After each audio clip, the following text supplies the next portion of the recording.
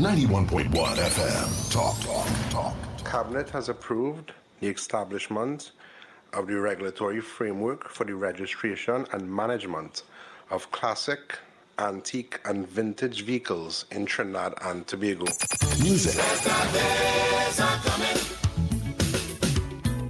Better days are coming. Culture. We are now in a state where I can now proudly announce that our gas production will increase by a significant amount given all the various projects that are now expected to come online. Engaging conversations, latest news, our music. This is Talk City 91.1 FM. On Sunday, July 5th, Ballpark Macoya comes alive as Experience 496 Gym presents the Experience 496 Championships. From 10 a.m. to 6 p.m., 15 teams enter the battlefield for a full day of football, rivalry, big moments, and family entertainment. Bring your crew, bring the kids, and witness the energy. Experience 496 Championships. Sunday, July 5th, Ballpark Macoya. 15 teams, one field, one champion. Hey Trisha, I ain't seen you in a while. How business going? Boy, business real slow these days, you know, and advertising expensive. You for real? You ain't hear about SBP? What is that? Small Business Package. You can advertise your business on radio. They cater for your budget. You serious? Yes, girl. Them fellas are Next 99.1, Sweet 100.1, and Talk City 91.1. Real bigging up your thing. What? No way. Tell me where, when, and how. Call 622-4141. That number is 622-4141. And for more information, you can email tttsales@ttt.co.tt. I heading down Marfal Road now. That song ain't too good to be true. Stamina energy. Rise to the occasion. Energy starts here. Yo, stamina energy. Stamina energy. Stamina energy is the truth to keep me pumping, baby. To keep me moving. To keep me grooving. To keep me pumping. All night and day. Energy right. To go all night. It's stamina energy that give me life. Stamina energy. Rise to the occasion. Available now in strawberry lemonade. Only 5 calories. Pure energy. You can listen on Talk City 91.1 FM and stay connected on Facebook, YouTube, and TikTok, wherever you are. This is Destra, and you're listening to the Ground Report on Talk City. Keep it locked!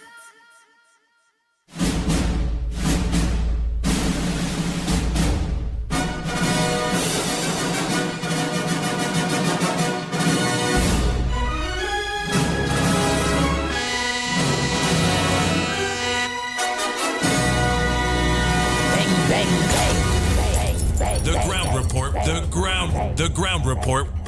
The government of Trinidad and Tobago is not closing down Petrotrin. The Ground Report, the Ground Report. I would think that there's been very clear that all the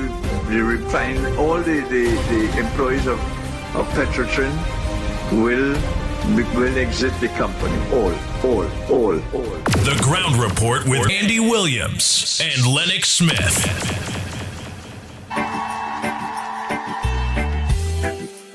The Ground Report with Andy Williams and Lennox Smith.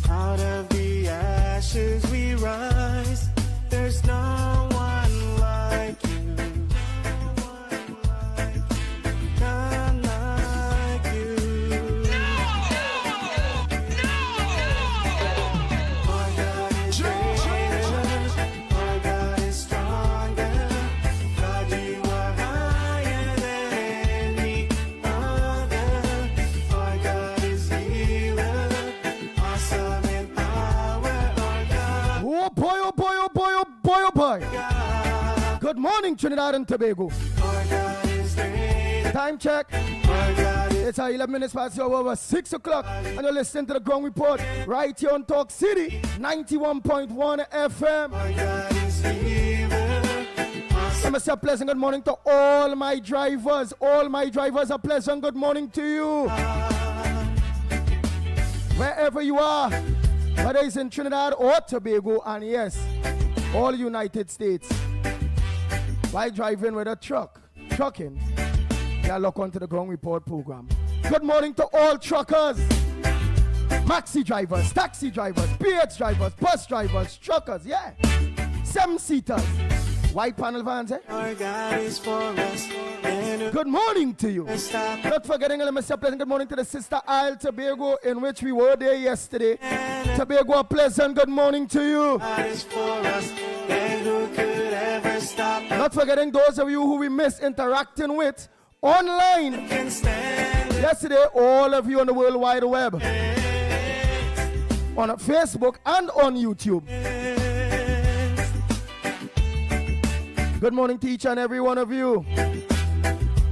I tell all if all they didn't get we real media TT, or they could have just go. Look, I remember I keep telling all of that. So those of you who only ring in and saying about well, you know live, I always tell all you, if you ain't get we on real media, you could get us on Talk City. If you ain't get we on Talk City, remember you see all you get we on Corridor. Try. So long as you realize you ain't get through with real media, all you just go to Talk City. Yes, Talk City 91.1 FM on Facebook or on YouTube, and you all would have got us live from Tobago. God, you are higher than any other. Our God is healer, awesome in power, our God. Let me say good morning to Wendy and John, Ann Moon, Sammy, Nancy, all of you, Pamela, who jumped John, and I'm hailing out to you all this morning because you all were missed.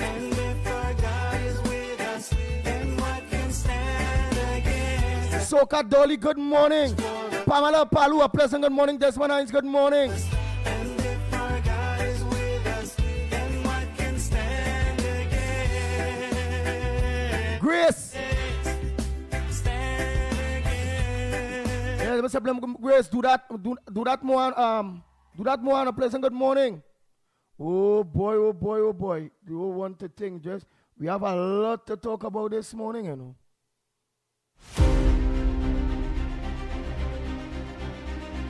Tom Ford, good morning. Cyril. Wendy and John, a pleasant good morning to you. Michael Scotland, good morning. Carmen. Anthony Ford, a pleasant good morning to you. Janelle, good morning. Biznat Prasad, a pleasant good morning. Dave Maraj, a pleasant good morning to you. Tara Reyes, a good morning. Elizabeth. All Taras, a pleasant good morning to you all.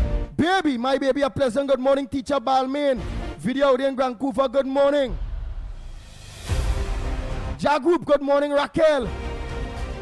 Groove Master Songs, a pleasant good morning to you. Eleanor, how are you going? Nigel Black, a pleasant good morning. Peter Samlal Singh, good morning. Gaza Trini, good morning to you.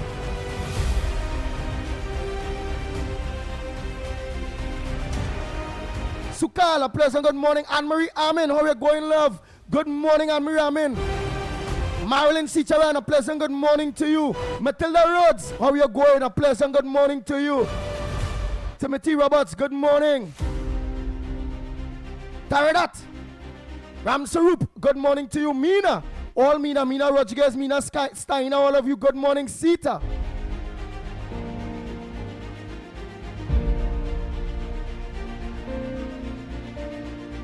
Zibrangani, a pleasant good morning to you. Khalidin, Passar, good morning to you. Trini Nairo, how are you going? A pleasant good morning to you. Sheldon Paris, good morning. Timol, Garu, yes. Mangaru. Yes, good morning, Timol. Rick Lachman, all of you, a pleasant good morning to you. Julie. Diane. Legendary, good morning, Diane. Hey, Kamati, how are you going? I ain't see you so long. Good morning.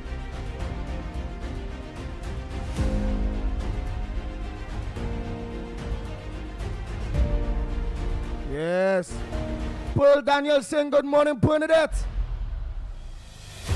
Hey, Jamasi Pasada, pleasant good morning to you, Ruben. Noel. Just cool. How are you going? Naz Ali and Mr. Ali, a pleasant good morning to you all. Afrina Mohammed, a pleasant good morning. Anthony Garcia, how are you going? I'll call it today after the program. Or for matter of fact, give me a call after the program. I saw your missed calls. I did try calling you back. Farmer Kane Farmer, pleasant good morning to you.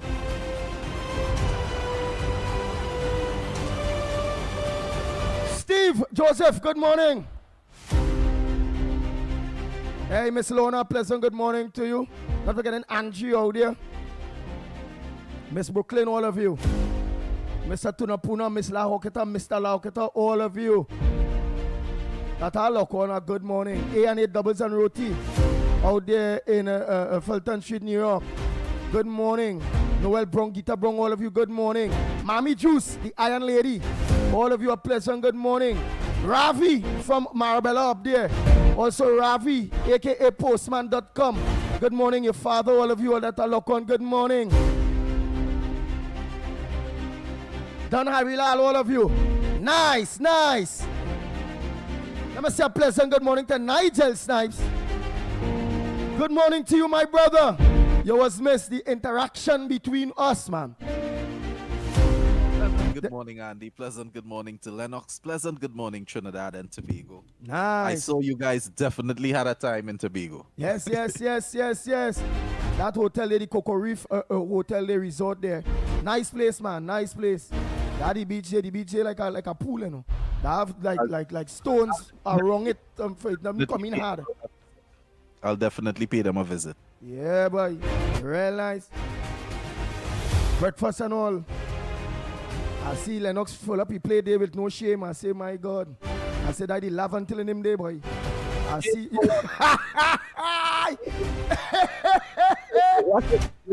Feel shame to eat. Well, when I see bacon and things, so I say, oh, good.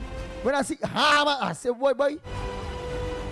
Well, when I see take that amount of cafe to take some. When I see you just leave back a little crumbs for good manners. Nah, it's still plenty more, boy. Them people have plenty thing there, boy. Plenty thing. But when I see he take the mountain, I say, Andy, you can't take a mountain partner. You just have to look for a pavement. Yeah. Keep face now, keep face. Lennox Smith, a pleasant good morning to you, my brother.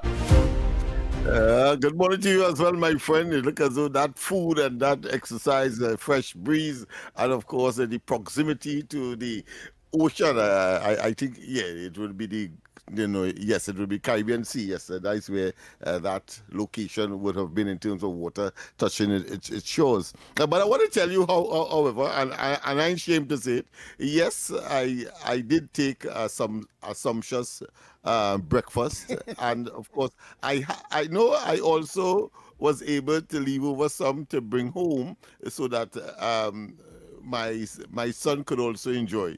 So I took for more than one. Yeah. Right.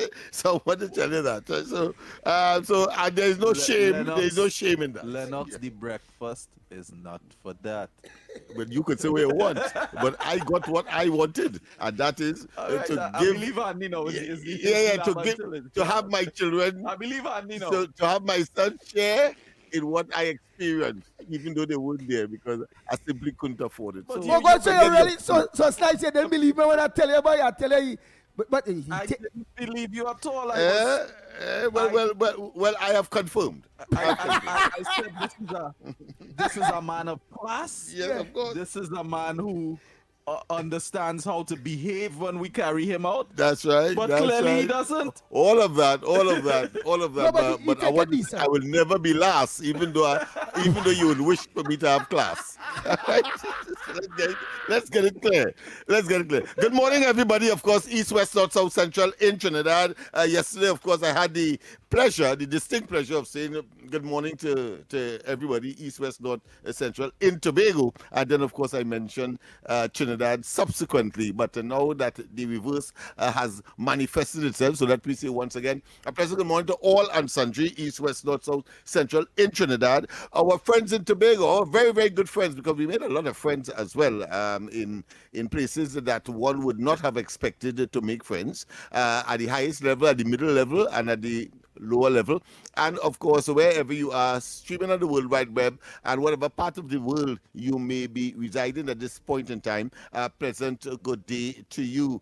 Yes, indeed, we had a wonderful time. But of course, it was all part and parcel of bringing information to the population, both in Tobago and in Trinidad, as to some of the issues that would have been in the public space. But of course, the ground report not having a correspondence there. And therefore, we had to go there ourselves, and we did it as we normally would do, unadulterated, not infected with any coloring, except of course some of the interviewees, and they seem to be a bit taken aback when we said, well, listen, we interpret what you have said to be so and so and so, especially the head of the chamber, the industry of commerce, the industry of people want their money. Head of the Tobago leg, yes, of the industry and commerce, right? So the mayor of Trinidad and Tobago, and he was, of course, a bit shaken when I said, well, no, what you said is that, of course, if you're saying that people with the knowledge would have sabotaged those WASA installations in Tobago. I interpret that to mean, and I had to be very particular, I interpret that to mean that because the contractors have not been paid, that they may have orchestrated such an event. He said, well, I didn't say that. I didn't say that. So he got a sort of a piece of the raw and the unadulterated ground report approach to getting the information there and making people understand that what they must do to avoid these things is to do the right thing. And I think that came across very pay the people, man.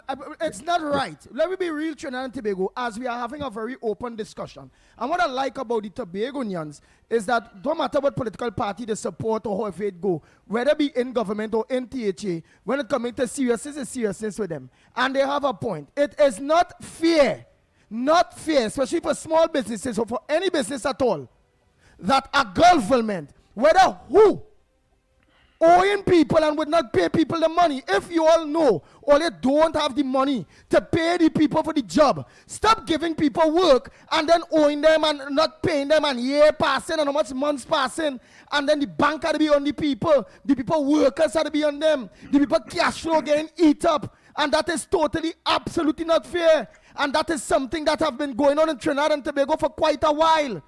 The government want their taxes when they want it. When you have to pay the NIS on time, you have to. Everything you have to do when it comes to government, you have to, because it have penalties to be paid.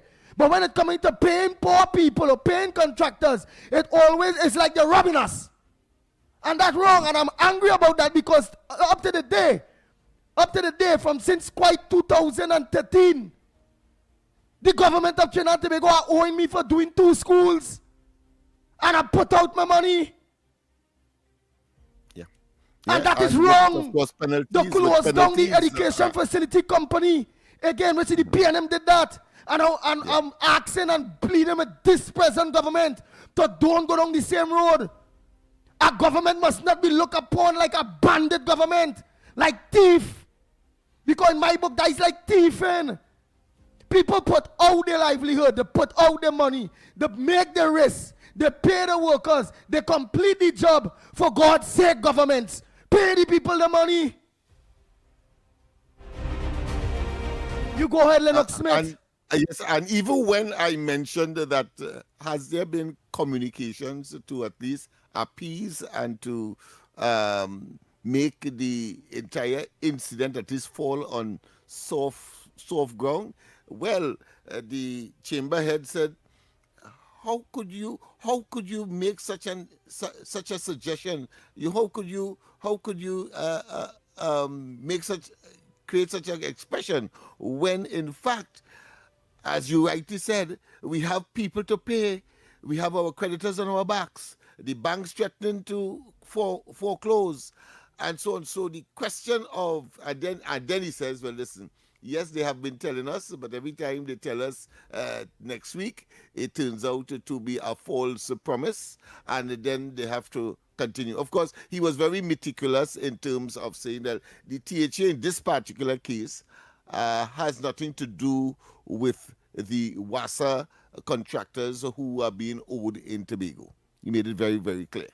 And of course, we inquired, we interrogated him further to find out what is happening with respect to the THA, simply because the largest budget that the THA would have gotten after several years, I think it's about 7 or 10 years. And then he says, well, listen, they are trooping according to Jack Warner. You would say the trooping, giving a piece here, giving a piece there, just to of course make things kind of settle out. But the fact is that was part of it.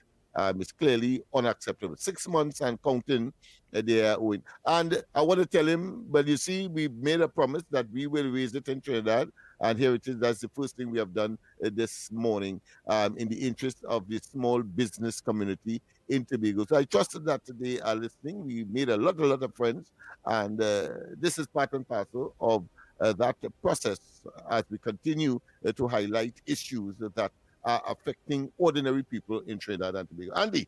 Yes.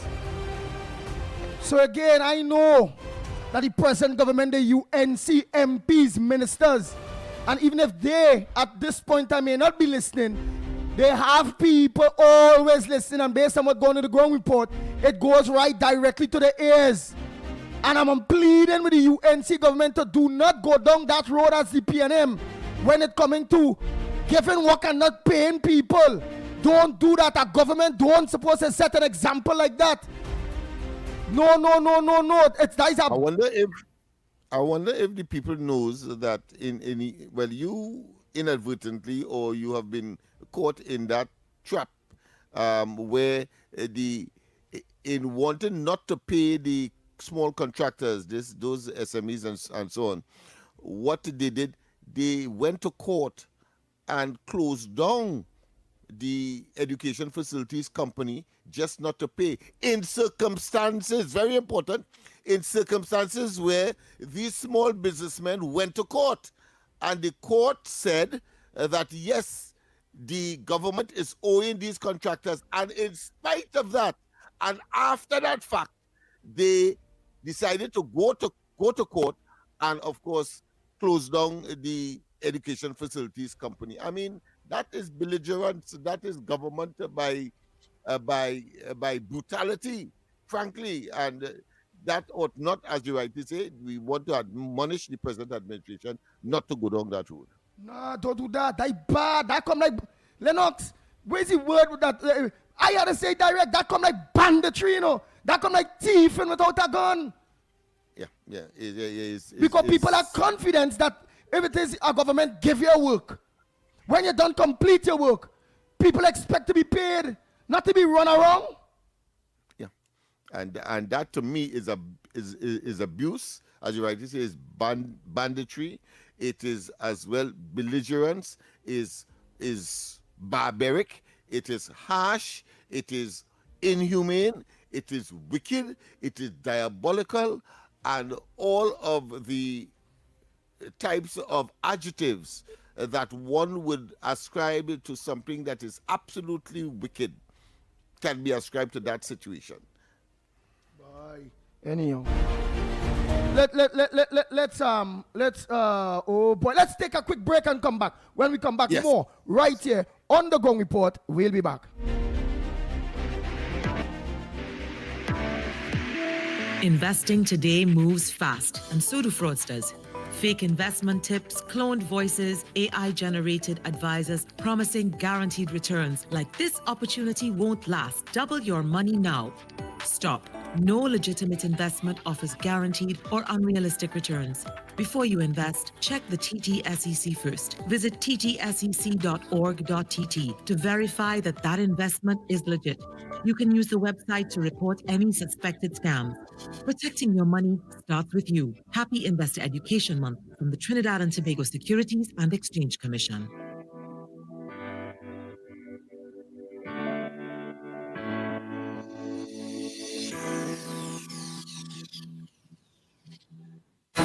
Your stories, your communities, your country. TTT News is everywhere, on the ground, across Trinidad and Tobago, and on every smart device. When it matters, we're there, reporting the news as it happens. Because your world can't wait. Your world moves fast, so do we. TTT News brings you the people, events, and issues that matter most. Stay informed, stay ahead. TTT News, every night at 7. TTT News, committed, accurate, relevant.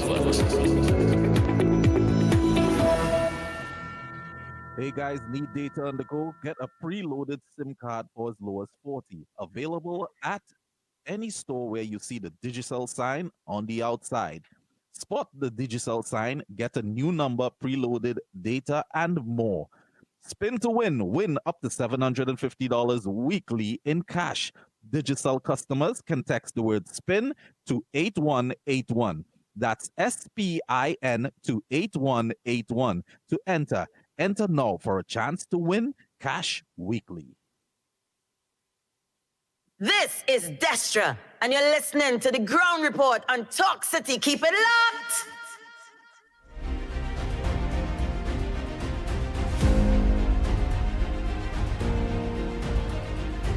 The Ground Report with Andy Williams and Lennox Smith.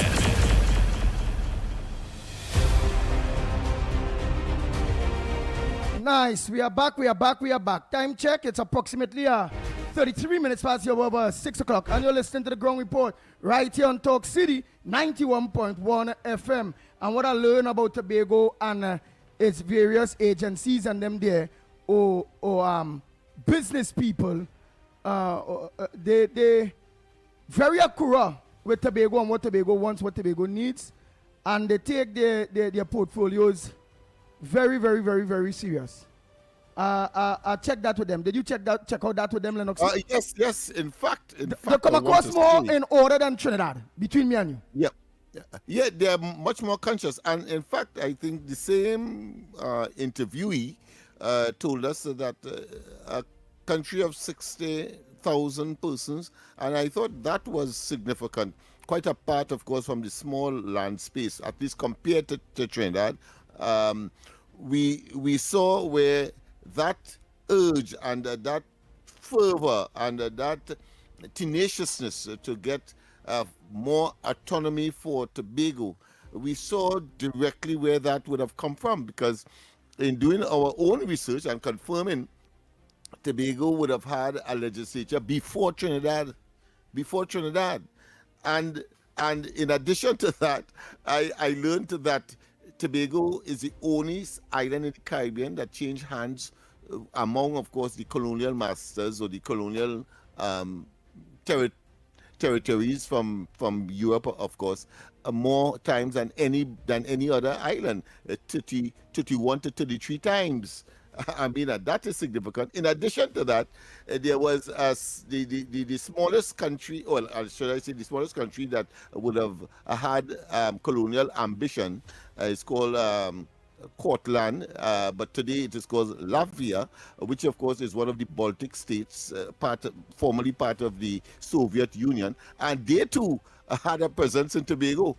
And actually settled in Tobago as well. Apart from the usual suspects like the French, the British, the Spanish, the French, British, the Dutch, all of them would have had some hand sometime or the other in Tobago, and therefore Tobago has a very, very, very, very rich history. I think it's richer than that of Trinidad, from my understanding. And indeed, just as Trinidad, they had a tongue called Georgetown, yes, in the eastern part of the island, and that was then subsequently replaced with Scarborough, that was moved physically as St. Joseph in Trinidad was moved to Port of Spain physically, and therefore is now considered to be the capital of Trinidad, as indeed Scarborough is considered the capital of Tobago. Very, very rich history indeed. I thought I should do that as well for some of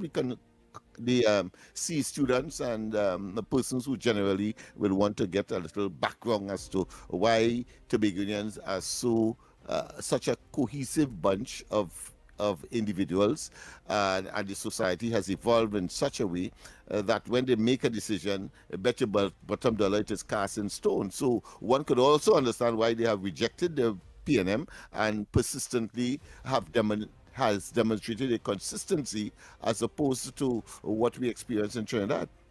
Nice, nice. So what we're going to do, again, while we will continue into some of the headliners, we had was a touch on Tobago and what's going on Tobago there. Let me say a pleasant good morning to Nicholas Akash Ramnarain.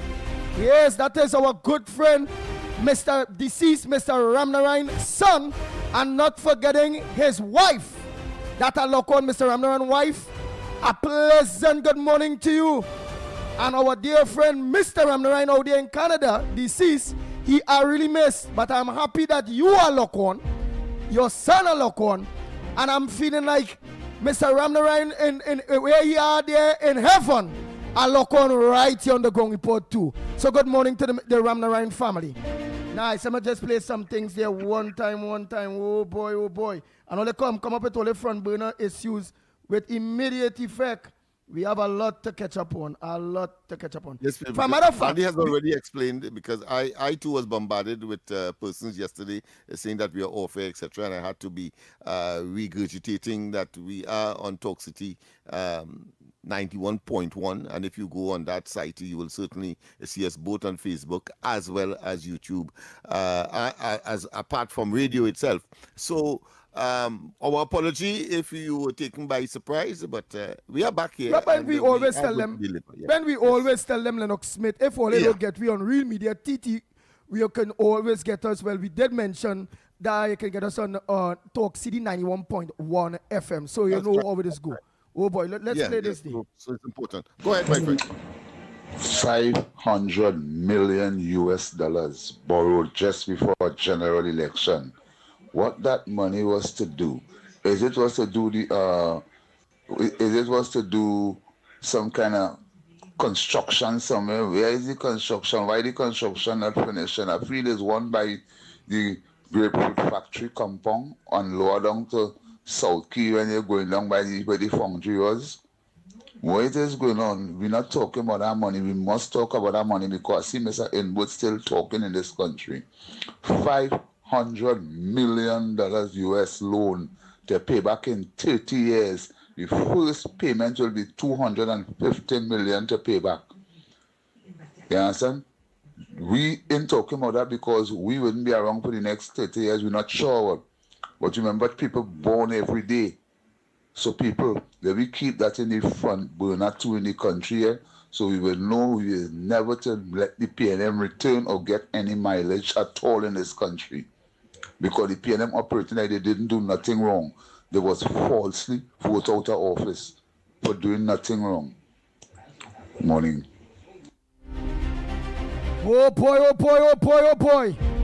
And he is right. The former government borrowed a lot of money. Spend a lot of money. And the fact is, we the people of Trinidad and Tobago can't see.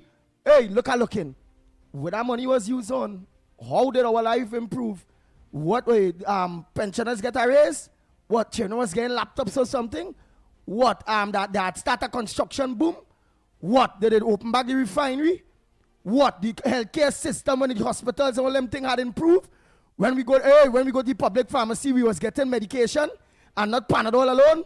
What? What did they do? They paid off all negotiations when it coming to public servants and people are owing. What they do to all that money? Contractors that they owing, they pay them off? What? Lennox Smith, would you be able to give us an idea? Because I always look to see $1 trillion the former government spent so far. Over $1 trillion TT dollars. What the hell them do with all that money? Could you be able to pinpoint where that money was spent when it comes to the people of Trinidad and Tobago? Just a simple question I'm asking Lennox. I am flummoxed. I'm in a state of enigma. I simply cannot fathom where that money would have gone in terms of Trinidad and Tobago's benefit. I simply can't. What we know is the fact that they had a bumper election program. We know too that the phase one of that LNG plant, monies were spent there unnecessarily, exercising profligacy, waste, and betrayal of the people of Trinidad and Tobago when they were in government. And to pretend that somebody, I think as you would have said it, or the voice note, that how could you now pretend that everything is honky-dory and that you can absolve yourself of all those iniquities and sins of mismanagement, corruption, nepotism, and all of the other isms that you are guilty of, and with a straight face. And it shows that they are prepared to continue in that vein without even apologizing to the people of Trinidad and Tobago. And for that, they could never be returned to office. And when I watch that wickedness with all $1 trillion, the only that is $1,000 billion and all you, that real money, you know. And you telling me the people of Tobago balling, and it had a Tobago administration in the early part of PNM, and it had a central government PNM in Trinidad. Yeah, control the entire gambit. Yeah, and you telling me only owing WASA, owing the Tobagonians and them contractors and them money, not the THA. WASA owing, and I calling on Barry powered up to organize all you to put things in place and pay people all you owe. Don't go down that dirty, nasty, stinking, dirty road of the PNM, whereby they're not paying people the money. That is wrong.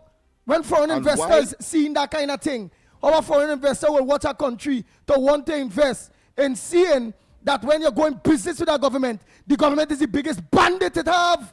They're not different. The government and the bandits out there that robbing we are not different. The only thing is the government robbing me legally. And if it is a guide them to court to get your money, if they're wicked enough, they'll close down the company just not to get your money. Other than that, the bandits out there robbing me legally. Yeah. The PNM. It happened because you are a victim of that. Yeah, they went and rendered the entire exercise one in futility and closed down the education facilities company. But I want to say, we are not talking here by accident. We talk because there are factual antecedents to support and to endorse what we are saying. And that is why if we repose or we admonish you to repose your trust in the present administration, again, it is based on that reality. And what is the reality?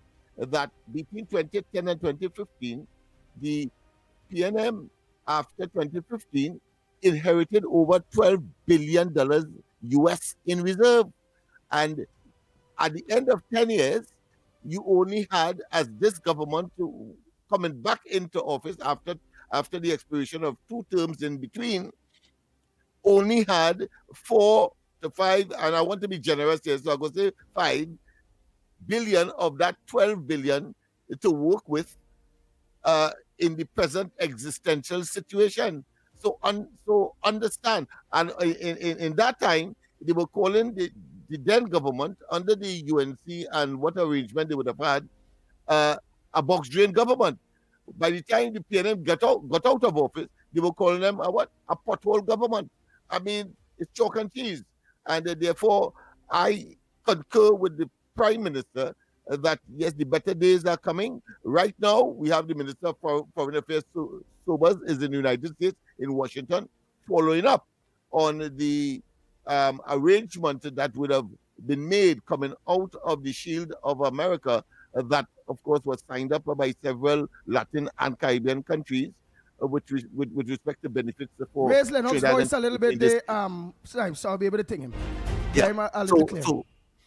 So that we are clear in our perspective and in our preference as to who should be and ought to have been in government a very long time ago. It is not based on any emotion or any vike or helter-skelter or higgledy-piggledy disposition. No, it is about who could benefit Trinidad and Tobago with the resources that we possess, one, and two, with the vision that is required to, of course, ensure peace, security, and prosperity. Three fundamental pillars that any country needs in order to advance and to make certain that its people benefit from the largesse of the state. Nice. Let's go for that quick break and come back. When we come back, more right here on the Gong Report. We'll be back.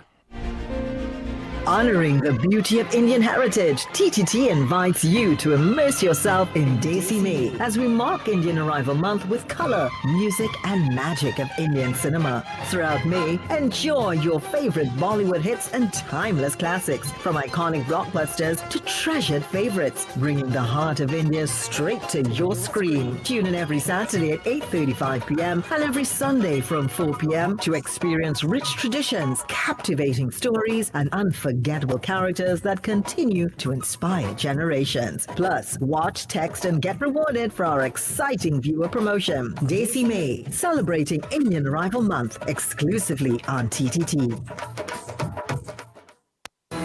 Your news, anytime, anywhere. TTT News brings you the facts that matter most, on air and online. More ways to stay informed. TTT News covers the stories that matter. Join us nightly at 7. TTT News, committed, accurate, relevant. Get ready for a powerful day of faith, healing, and renewal. Join us on Sunday, 31st May 2026 at the Center of Excellence from 7 a.m. to 5 p.m. under the inspiring theme, Rise Up and Walk. Be uplifted by dynamic speakers including Archbishop Charles Jason Gordon, Efter Dwight Merrick, Basil Strode, Deborah DeRosia, and Sean Julian. Experience prayer, praise, and transformation like never before. Tickets are available now from Eternal Light Community, Catholic Charismatic Renewal, and all prayer groups. Adults, $100, children, $50, under 12, and confirmation students. Don't miss it. Your moment to rise is now. This is Destra, and you're listening to the Ground Report on Talk City. Keep it locked!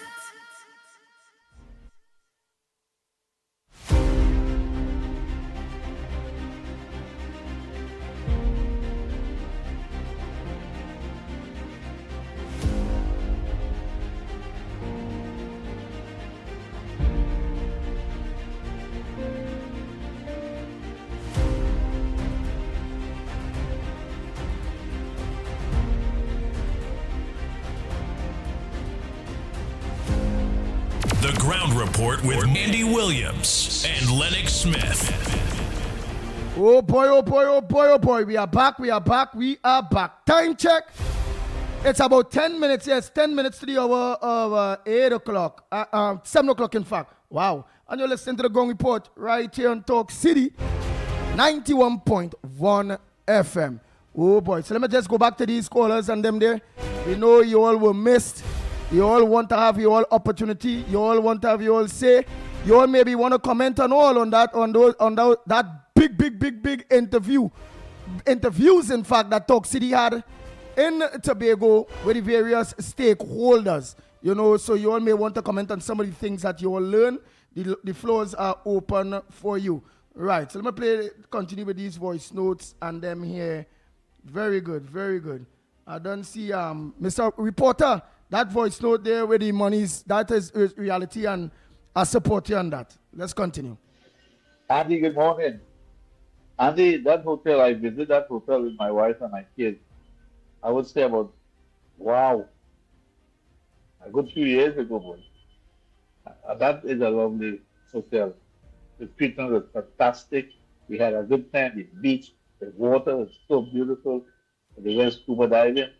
We did everything on that beach, on that island. So I'll call you. We'll talk later. All right? Okay, bye. Yeah, that hotel really nice. Let's continue. Let's continue. Andy, morning. You're not hearing me these days because I had two deaths in the family, right? And so it kind of have me all. But listen, we catching our ass here. Oh boy.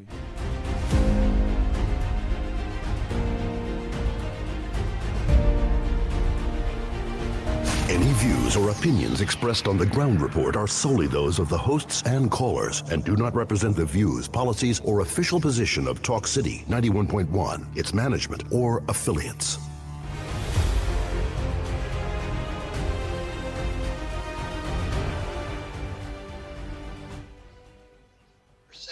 Prime Minister Stuart Young. Good day, Andy. Did you all see how the former SEPEP Prime Minister Stuart Young behaved in the Parliament yesterday? The man was so disrespectful to House Speaker Jagdeo Singh, refusing several requests by the Speaker to apologize for his nasty remarks. Listen to Stuart for yourselves, people. They had an opportunity to ask all of these questions. This is to deal.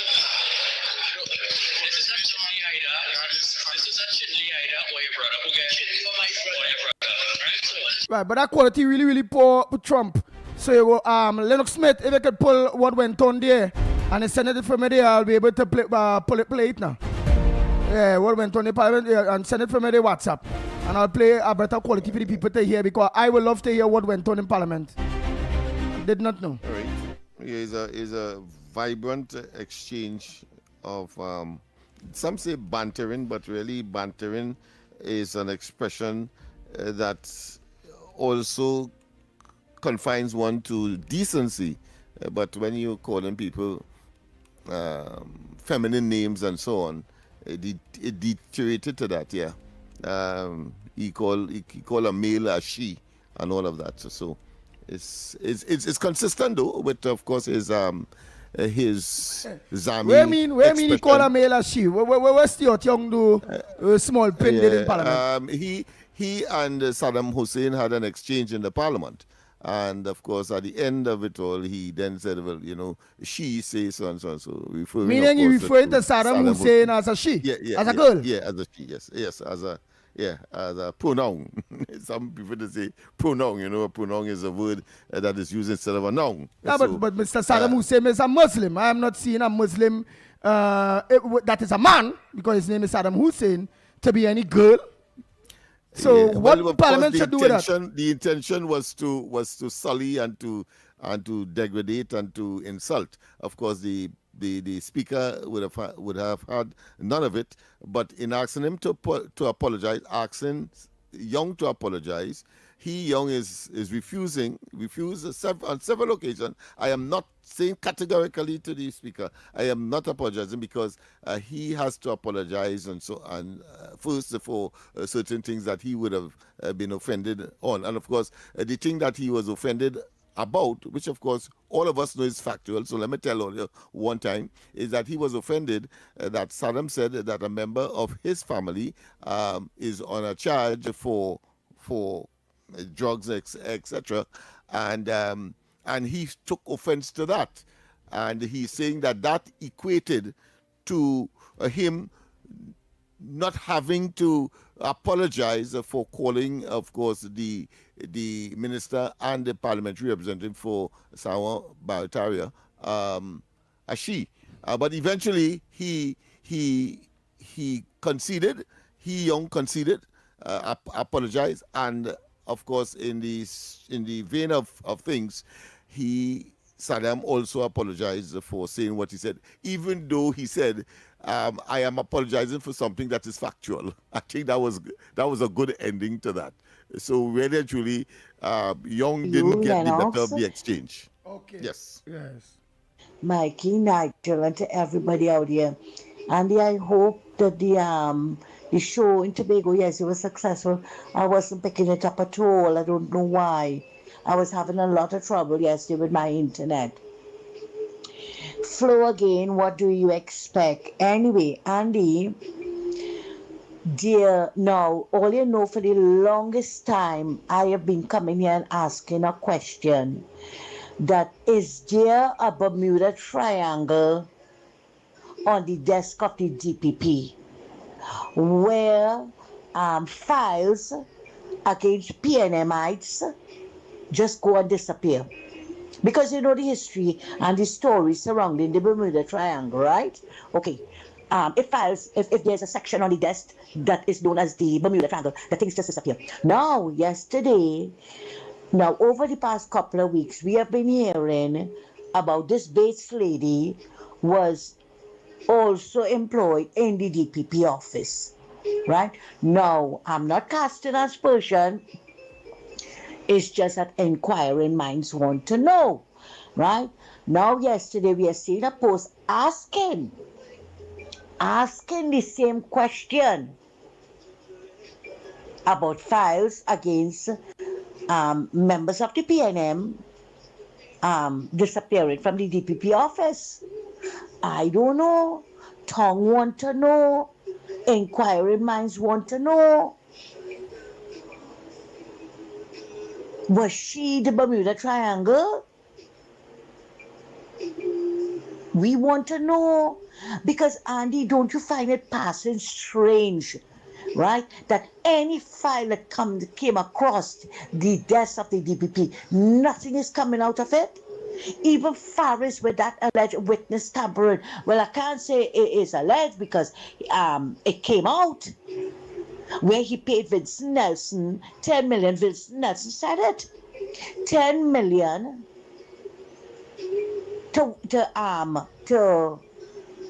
I could say lie, to testify against Anand Ram Logan and Gerald Ramin. And in addition to the 10 million, he was also offered perks with President Pardon, right?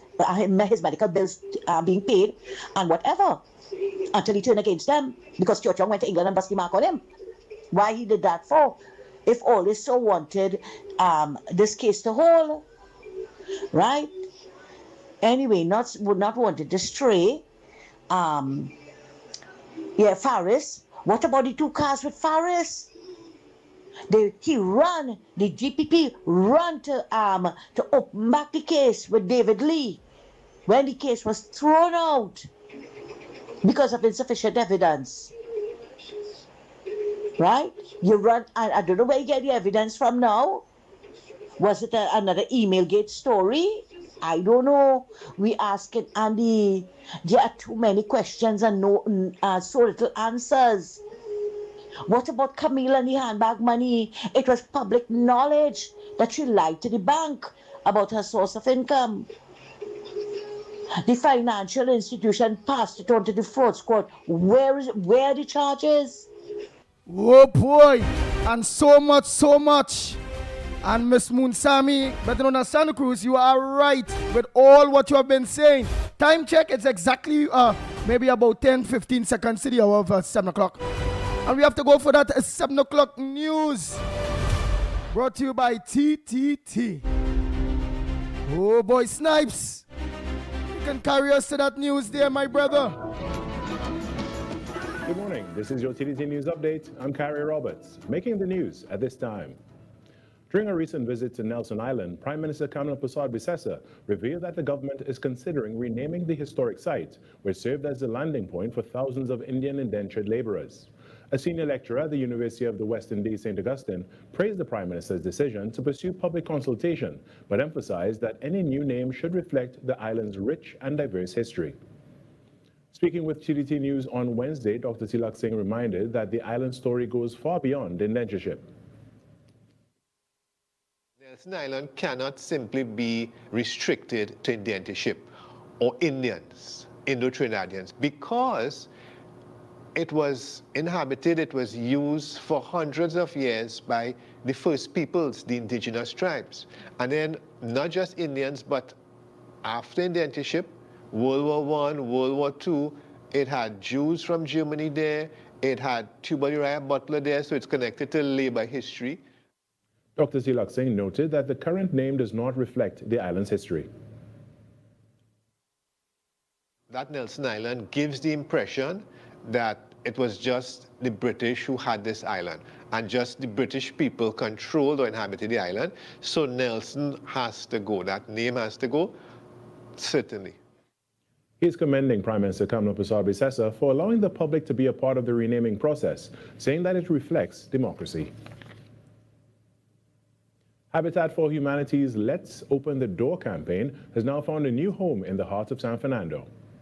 The launch unfolded on Wednesday morning along the tree-lined Harris Promenade. Communications Officer for Habitat for Humanity, Quinton Dixon, noted that the initiative forms part of the organization's Golden Jubilee celebrations, marking 50 years of opening doors and transforming lives. Helped in excess of 65 million families globally. And so to celebrate that, we have launched this global campaign called Let's Open the Door. Specific to Trinidad and Tobago, we have taken this campaign from the greens of LRC at UE Campus, St. Augustine, to the fields of Port of Spain, Brian Lara Promenade, and today we are at Harris Promenade. Mr. Dixon said the campaign will also be taken to the Esplanade in Scarborough, Tobago next week and encourage the public to get involved. And so we are just trying to raise awareness for all the work that we do as an organization, because the goal and hope is to open 65 million more doors.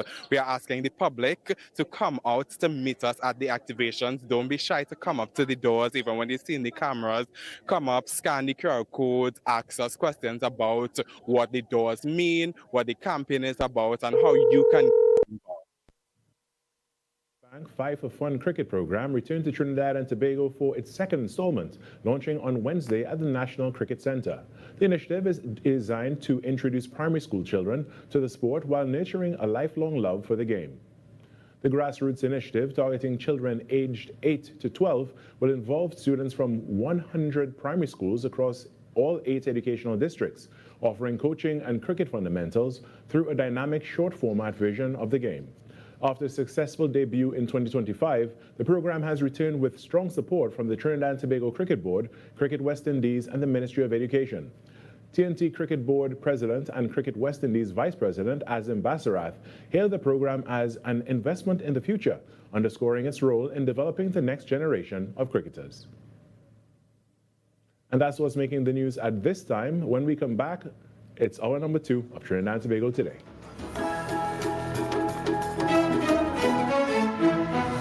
That was TTT News on Talk City 91.1 FM. Hey, that was your 7 a.m. news brought to you with the kind compliments of Sagicor, wise financial thinking for life. At Sagicor, our story was built by people, neighbors helping neighbors, standing side by side with those who trust us to protect what matters most and help build our communities, being there when needed most, across borders, across generations, still growing, still giving, still just getting started. After 185 years, Sagicor. Talk City 91.1 FM. Talk. The cabinet has approved the increase in the permissible age of importation of foreign-use right-hand drive private cars, that's sports utilities, SUVs, sedans, and station wagons, powered by gasoline, dieseline, or compressed natural gas, CNG, from 3 years to under 8 years, and under from the date of manufacture. Music.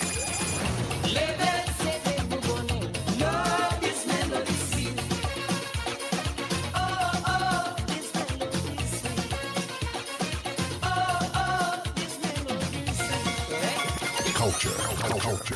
As Prime Minister Kamla Persad-Bissessar has announced recently with our revitalization master plan, we are open for business. And a key area, a key focus of that master plan is, of course, the energy sector and the energy hub. And we will be open for business, not only for Nutrien, but for all other players that wish to discuss their investment portfolio with us. Engaging conversations, latest news, our music. This is Talk City 91.1 FM. At Sagicor, our story was built by people, neighbors helping neighbors, standing side by side with those who trust us to protect what matters most and help build our communities, being there when needed most. Across borders, across generations, still growing, still giving, still just getting started. After 185 years, Sagicor. This is Destra, and right now you're listening to Talk City 91.1. Keep it locked. The ground report. The ground report. The government of Trinidad and Tobago is not closing down Petrotrin.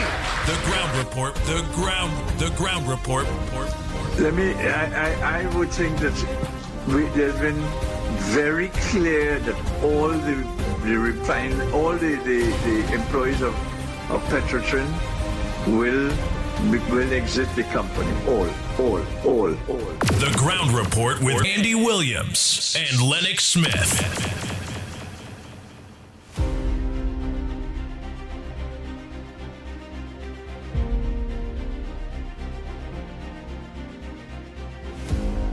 Nice. We are back. Time check. It's at 7 minutes past the hour of 7 o'clock. And you're listening to the Ground Report right here on Talk City 91.1 FM.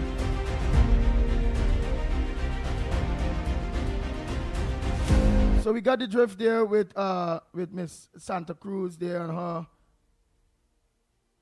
her contribution this morning. So let me continue there. Oh boy. Morning, gentlemen. You know, it's funny in this country. We don't see no Syrian getting locked up or crying out in royal jail. Let me see you by the time there, Lennox Smith. I know he's a very busy man. You know. We hear politician come, politician go, whether it's PNM, UNC, whoever it is. You hear nobody getting locked up. All you hear is accusations and innuendos about this one and that one and the family. And they're playing we as fools. Because all the crime we're accusing each other of doing is only the average person on the street is full in the jail.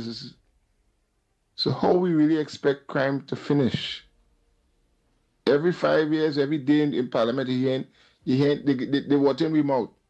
Since back in the Manning days, we know who Mr. Big is. Up to now, we can't hold Mr. Big. Aggregated have the exclusive rights to transport prisoners. And all we know is that ever-ending contract. And prison officers had that job and it was going smooth. I know what's the big difference. Maybe for the van and them to drive up and down the priority bus shoot.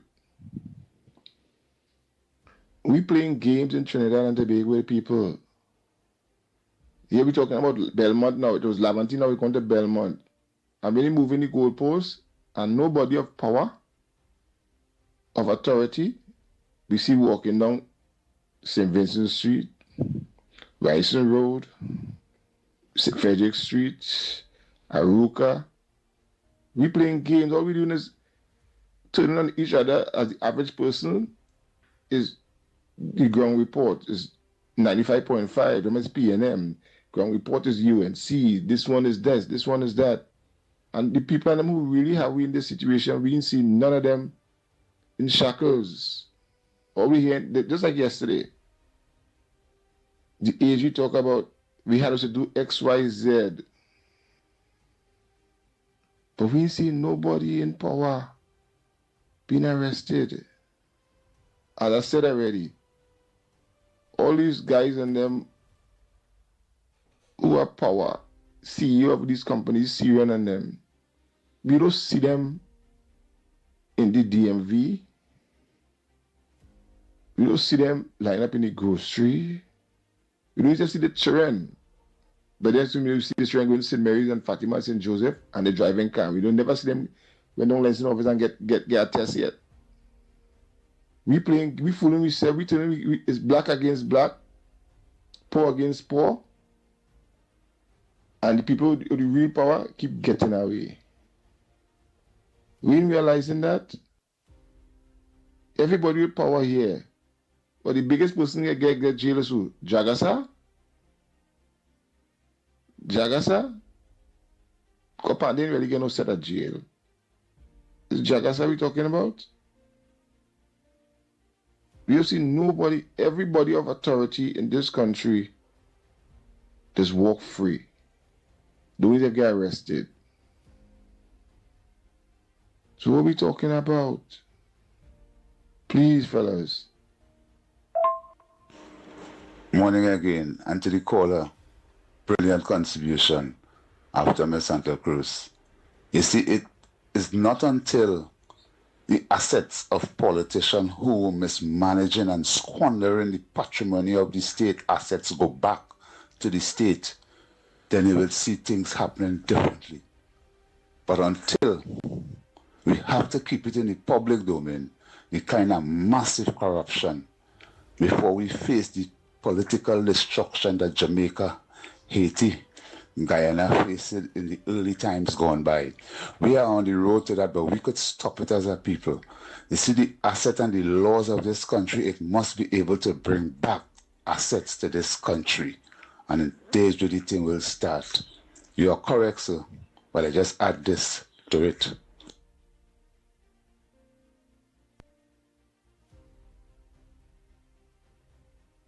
Andy, good morning. Andy Smallpin, he acted the way he was brought up. He was dragged up.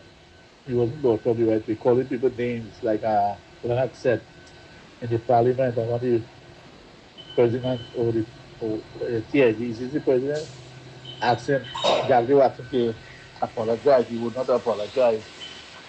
And he wanted Saddam to apologize, but Saddam didn't say anything. Saddam didn't call him name. He had to where his daughter. He was, none of his family get charged with drugs and money. And that had nothing to do with personally directly to him. So he get offended about that. I started calling him and I say again, like Smallpin, he was not a brought up kid, he was a dragged up kid with money. So he think he could say anything he want, but I'm very disappointed, Mr. Jagdev. We should have put him out. Put him out. But he have a sore fat, Mr. Jagdev. He should have put his speaker should have put him out. Make an example of Smallpin. That's what he should have done. Make an example, put him out because he's his army man. The man is disrespectful, very, very disrespectful. Hi, Andy. Good morning. I suggest there should be a committee to overlook how government spends taxpayers' money. Okay? It comes like who is guarding the guard? Okay? Also, why is one type of people doing home invasions, robbing, murdering, even their own kind, and then blaming government and that kind of thing? It's in your heart, it's your mind, it's your soul. Where are their parents? Okay, and why others not doing it? These people need to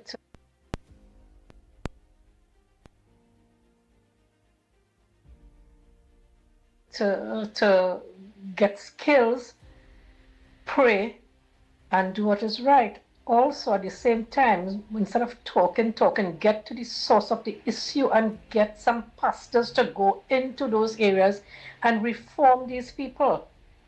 Right? They are adults, they know right and wrong. Why continue doing wrong and then in the interim too you are being killed when there are alternatives to life? Okay? Thanks again, take care.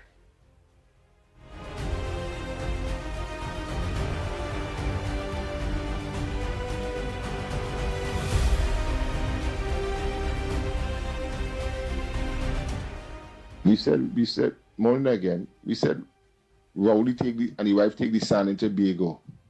Look how much years is that? They come and make him prime minister. What to that matter? This big boy NH with the girl, 17-year-old girl get raped, he get charged. What to that matter? The average person does suffer in prison for more time than the actual crime cause or time they're supposed to serve. We're not complaining about these things. All we're hearing is the DPP talking about we are no lawyers, we are no this. If by grace of God, one big man, big case in the country, within 6 months that case done. We have too much of double standards in the country. And nobody saying nothing. All we do is coming on radio. I was at PNM, back on to UNC. I was at UNC, I gone to PNM. And we train big stone and marbles.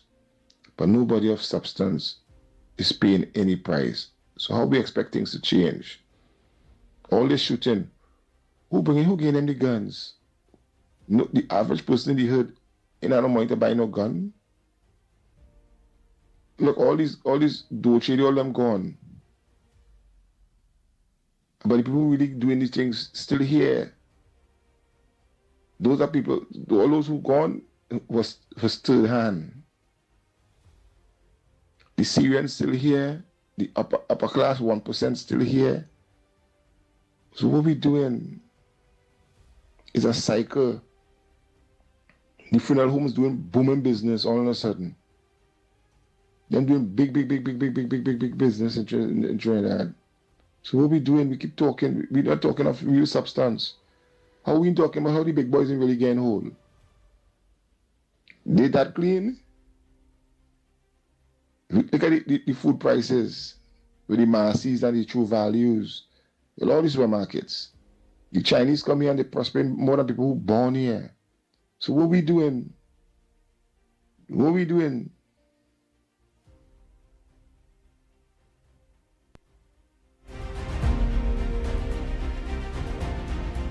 Oh boy, oh boy, oh boy. Before we go for the mark for today, oh boy, Lennox Smith, the complaints all over, and I must say the people are right. Whereby politicians are not being held accountable for their actions. Their luxury cars, their homes, their lots, their houses outside of Trinidad and Tobago, within the Caribbean, within North America, within Canada, within Europe, having houses with pools and businesses and not getting what I will deem to be to take confiscated back from them based on paying back their mishaps while being in government. The politicians really do not pay the price, and the people will watch that a lot of measures that's being put in place to penalize lawbreakers, the average citizens of Trinidad and Tobago. They look for all the loopholes to make sure that we can get away from paying the penalties of breaking the law. And if it is we are seeing, it have laws there, as we all know, to deal with the politicians who misbehave in public office. And we are seeing for years it is not working. Why have they not been putting stringent measures in place in order to deal with that loophole of politicians keep getting away no matter what law pass? Why is it that the politicians and them don't want to strengthen laws to lock up themselves? Why? How you can't get them and confiscate their properties to repay the people of Trinidad and Tobago? I don't understand it neither, Lennox Smith. Well, to me, from where I stand, it's very simple. The fact is that what they have done is commandeered the institutions that are supposed to police those very rules and laws that they break, that they ought not to break, and if they break, should be penalized. They seem to be dysfunctional. So that, for example, the Office of the Commissioner of Police is supposed to be independent, and therefore with the responsibility of pursuing all criminal, alleged or otherwise actions, which would include, of course, the Integrity in Public Life Act, if you want to deal with, of course, politicians in office or out of office, because they don't have to be in government. They could be just sitting in the parliament or associated, of course, with a particular political party. And what has happened is that they seem to be insulated from that simply because they have commandeered, as I said, these institutions that are supposed to be independent and look to make certain that these people are held accountable when and if allegations have in fact been made or actions that would have contravened the existing laws manifest itself. And we have seen it's too many allegations and too many repercussions of those allegations, meaning that people are poor, etc., being poorer, no work, etc., whilst they seem to be striving, and there's nothing. The institutions that are responsible for policing these pieces of legislation seem that their hands are tied, and that I think is the issue. Putting another group to monitor that, then you'll have to find yourself in a situation where who will monitor that group and who will monitor that group, and so you go on. So you have to have what? Yesterday we got it very clear in Tobago. People with the integrity, commitment, dedication, moral and ethics. That is where I believe we have fallen down. Because if you have the ethics and you have the standard that is required, it means, therefore, no matter what, even if it's yourself, you have to come and say, listen, I have offended the law, this is a breach, and therefore I must be held accountable. Police, here am I, do your investigation. I am confessing. You would not get that. Lennox, but this I'm saying. That and 4 green cow right. So that is what is required. I think Andy and Lennox, I think you uncovered a landmine, and let me just reiterate and point it out, because you gave so much good information a short while ago that people may have missed, and that is the fact that the office that is responsible for placing these charges may have a problem, which is the office of the Commissioner of Police and the DPP office. Yeah. So let's not walk around the issue. Let's shoot from the hip, as my good friend Skippy would say. But it's not that there's a lack of laws to see what not to do. But if I can politically control you, that's it. Then you're not going to interfere with me. That's right. I'm your friend. I am responsible for you being a DPP. I'm responsible for you being a commissioner of police, and of course, down the what I consider be the decision-making chain or the authoritative chain, and a lot of time, as a consequence, this is what we have. A lot of time, we have people that try to walk around this particular issue. Yeah. Because no constable could go anywhere and lay any charges against any minister. Yeah. Unless you catch him in we had the ludicrous situation where a sitting prime minister, head of the National Security Council, one of his ministers, a senior minister, is being charged, and he said, "Listen, I don't know anything about it." I'm talking about Marlene McDonald. Yeah. The then Prime Minister said he don't know about it. And of course, who in the right mind will believe that? I mean, it is virtually impossible. However, if they were not, or if the situation was not as glaring as it was, and they didn't want to get her charged, she would not have been charged. Fact. That's the other side. Total fact. That's all. Yeah. Total fact. So when the integrity, we are left with the integrity of the people, the sense of moral and ethical values. Again, and it's still not function. only. I disagree that it's not only the integrity of the people. It has to happen from the top.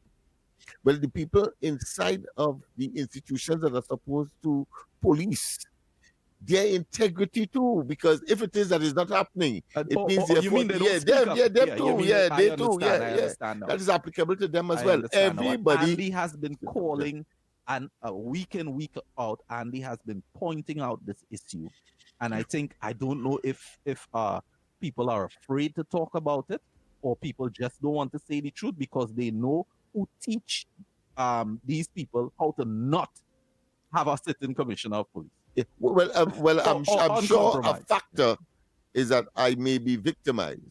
I may be a victim of the Oh, very process that I victimization. am, that Yeah. I am talking out against, and therefore I will keep my Views. trap Yeah. shut so that I could get my piece of the kakada, and I will show a blind eye to what is happening, regardless of the fact that there is suffering as a consequence of people getting more than their fair share. But I have to say that you guys are very brave. You continue to poke the bear. Yeah. I suppose that is the level of commitment and dedication, and maybe that self maybe raise the bar in terms of commitment, dedication, moral and ethical, and what is right and wrong, basically.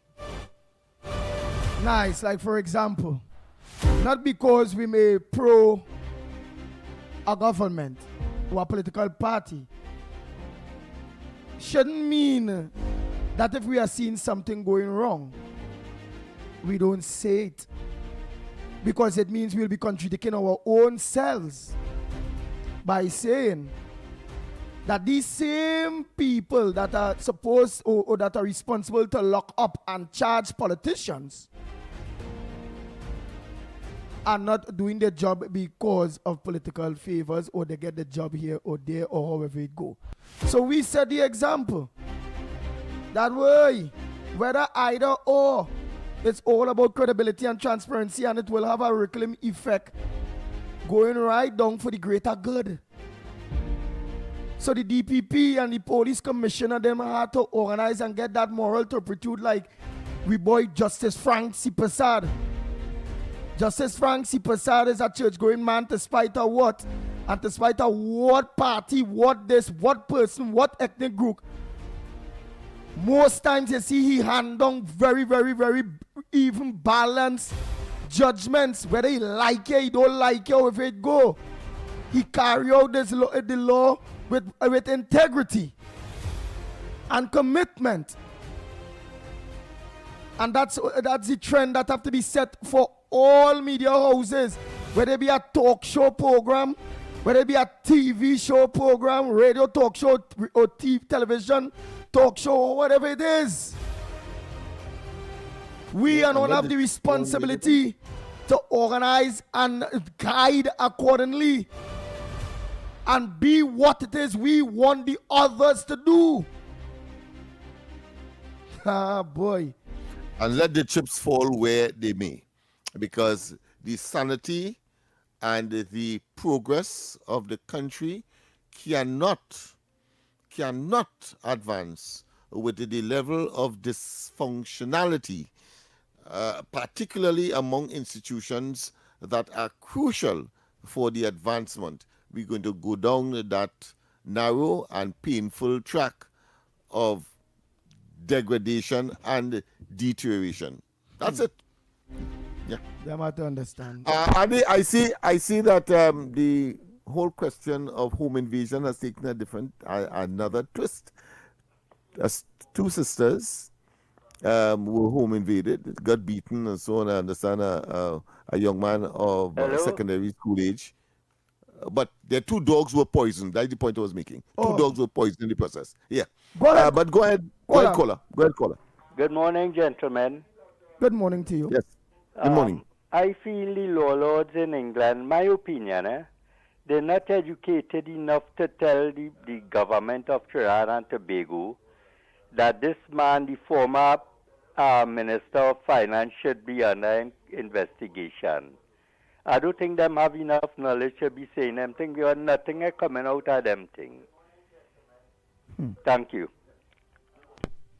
Again, the magistrates and judges and them and the law lords and them could only make the thing. It's up to the people, it's up to the institutions responsible to deal with it. Right, like for instance, and we talk about that the former finance minister, as they say, the law lords and them say, well, he should be investigated with the whole process of this lady that is in charge. Or we call the lady Lennox Smith. We did do a match. Yes, our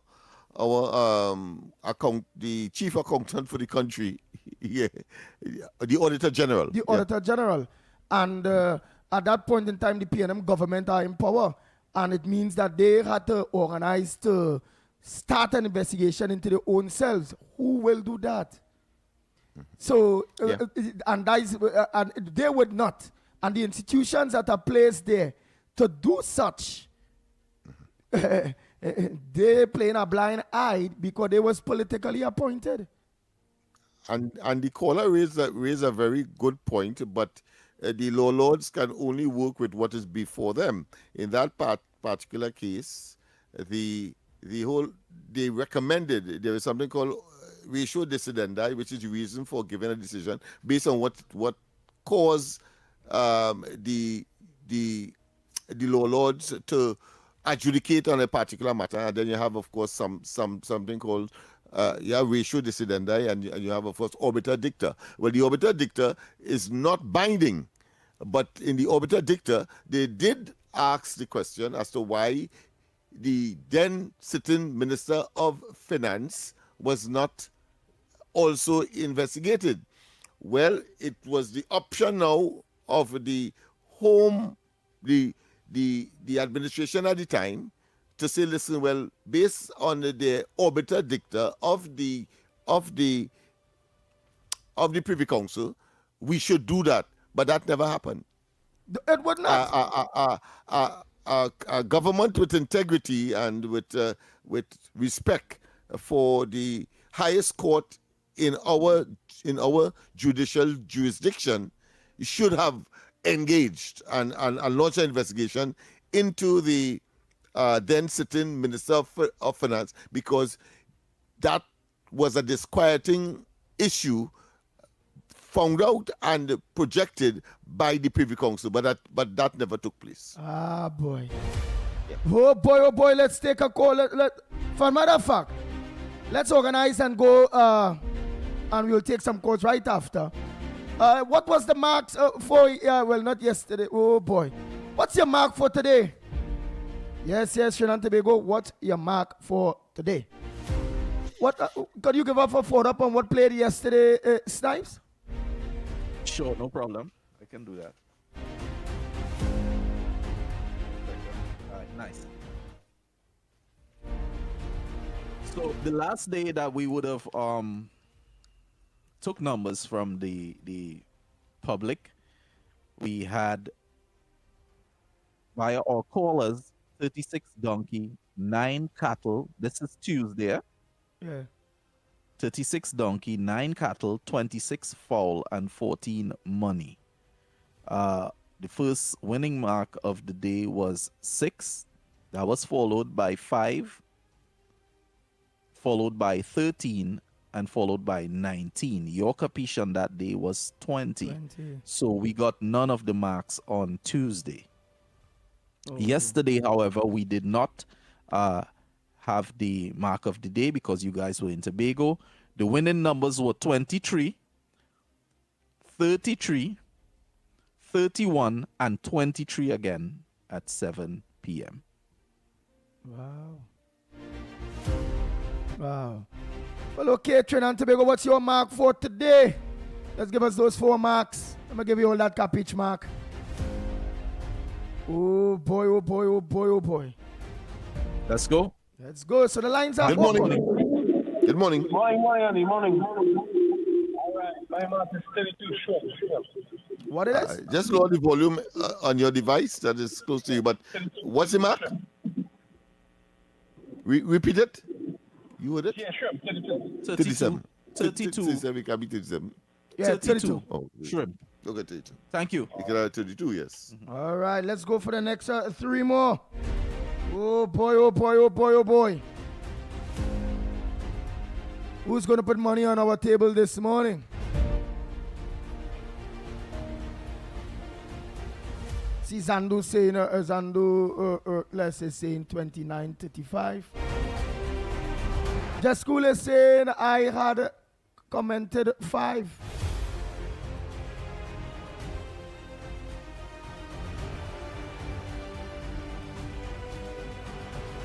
So the line's open. Let me give you the numbers. Where's COP? Where are all of you? Hey, let me say a pleasant good morning to Anderson Wilson and all of them. They're on the beat. A pleasant good morning to you all. 622-4911. 622-4911. Take one here. Yes, go ahead. Good morning, guys. Good morning. Long time you all haven't heard Merlin. Hey, Merlin, how are you? I'm going good. Very and you good. Won't believe it. At 77, going on 78, I love my 32. And I'm going 32, 52. Oh, boy, so All she's going with the same 32, man. 32, shrimp? Yeah. Yeah. Oh, boy. Somebody say, Andy, number 1 is the mark. Let's go again. Hello, welcome. Morning. Morning, Andy. Morning, Lennox. Morning, Snipes. Ay. Dirty man here, man. Tabakit here. Now, let's look at a mark because you're a cabbage man. Eh? Now, today is the 14th. Yeah. And the last time he played 14, that he never played again. So I'm looking whether or not if he could take that cabbage since today is the 14th and play 14. He could also hit you a double whammy and play 14-14 in the pick 2. So I charged him this morning. Today is the 14th. He could hit you 14. That big mark. We're taking that vote. Nice. Yes, today is 14. Right? Mr. Tabakit, before you go, what you understand by the term cabbage? Well, let me tell you what is a cabbage. A cabbage, let me say if you're going down the road and you see a big snake in a corner, or you get up on a morning and you see one big spider in the house. Now, let me tell you how this thing does go. You see the first mark you see, and if it's a cabbage, you go and play that and don't tell nobody because sometimes the zombie in the playway, sometimes they could take away your luck. If you know what I mean? Yeah. So cabbage is kind of luck. All right. Well, look, that is how the bacchanal does go. All right. So this man, he's a cabbage man. Now, I don't know if you realize, he just plays things in sequences. So sometimes certain activities taking place in the country, you know how to analyze and ask yourself if that is the mark. So you see this morning, you see that shiny man? I charged him this morning. Today is the 14th. He could hit your bow 14 or hit your bow in the pick 2. 1 out of the 2. Nice. We go catch him this morning. Thank you. Shiny man is coming, you know. Thank you very much. Thank you very much. Because somebody in the United States said a cabbage is saying yes. All right. So it depends on the culture that you're in. Cabbage will mean different things. We have a caller? Oh, we don't. Yeah. So I just should ask him that, Andy, because that was a discussion I think we had on Monday or somewhere there. Yes, the lines are open, and of course, Andy, what's the numbers to call? Yeah, 622-4911. 622-4911. Go ahead, caller. Morning. Go ahead, caller. Pleasant good morning to you. Andy William, good morning to you. And good morning to you, Lennox Smith, and good morning, Sniper. Good morning, my friend. Andy Williams, that 23, that 31 was too blessed mark they play yesterday. All right, you get you. Oh, boy. So what for today? Let us know what for today. That is not a conversation for the public. I go in with 28. And why I like 28, I see earlier trying to catch some fish. And what make me play that 23 is that big hotel all there was in Tobago. That will make me play that 23. And why I going with 28 this morning?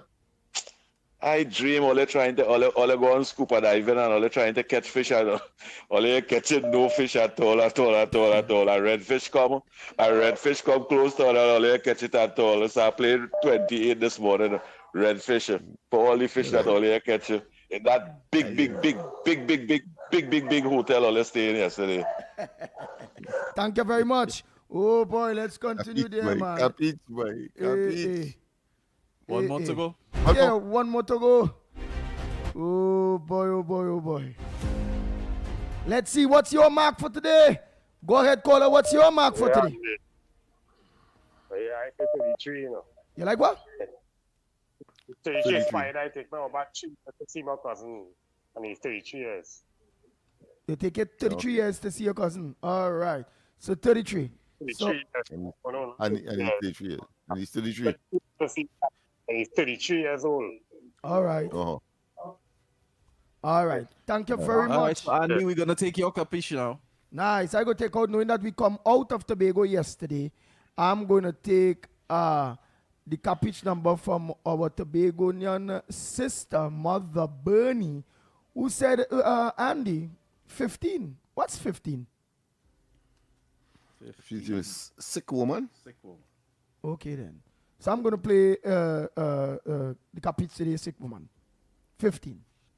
All right, so the numbers go as follow: 32 shrimp, 14 money, 28 redfish, and 33 spider. Andy's capiche for today is the number 15, sick woman. Nice. Good luck to everyone. Andy, we're also purporting to move this segment to the position of the word of the day and bring the word of the day in place of the in this position. The switch. In other words, we are switching, and of course that is in We'd conformity. like to do that from Monday, please God. Yeah, and that is in conformity with the suggestion made by several callers when we were last here in studio. We were, of course, in Tobago yesterday. That talks about the secondary schools start at 8 and the primary schools start at 8:30. But one of the grouping of school attenders will be left out, and usually they have to take them to school. They will be on the way to school, usually in a vehicle or whether personal or public. But of course, the chance of hearing the word of the day will be greater in that arrangement. So, nice. Andy, don't forget to write the relevant. Don't forget to write the relevant authorities in order for that to happen, so they will be able to. Definitely. Definitely, we will do that. Make the adjustments. Yeah, they'll be able to make the adjustments. So we say Monday, we're recommending Monday. So we want to thank profusely that caller for that observation, and I think it shows that people are really, really focused, and they are, of course, tuning to 91.1 and Talk City, and I think you have to commend them for that, and we have to respond appropriately. Guys, we go for the break and come back. When we come back more, right here on the Gong Report, we'll be back. Trinidad!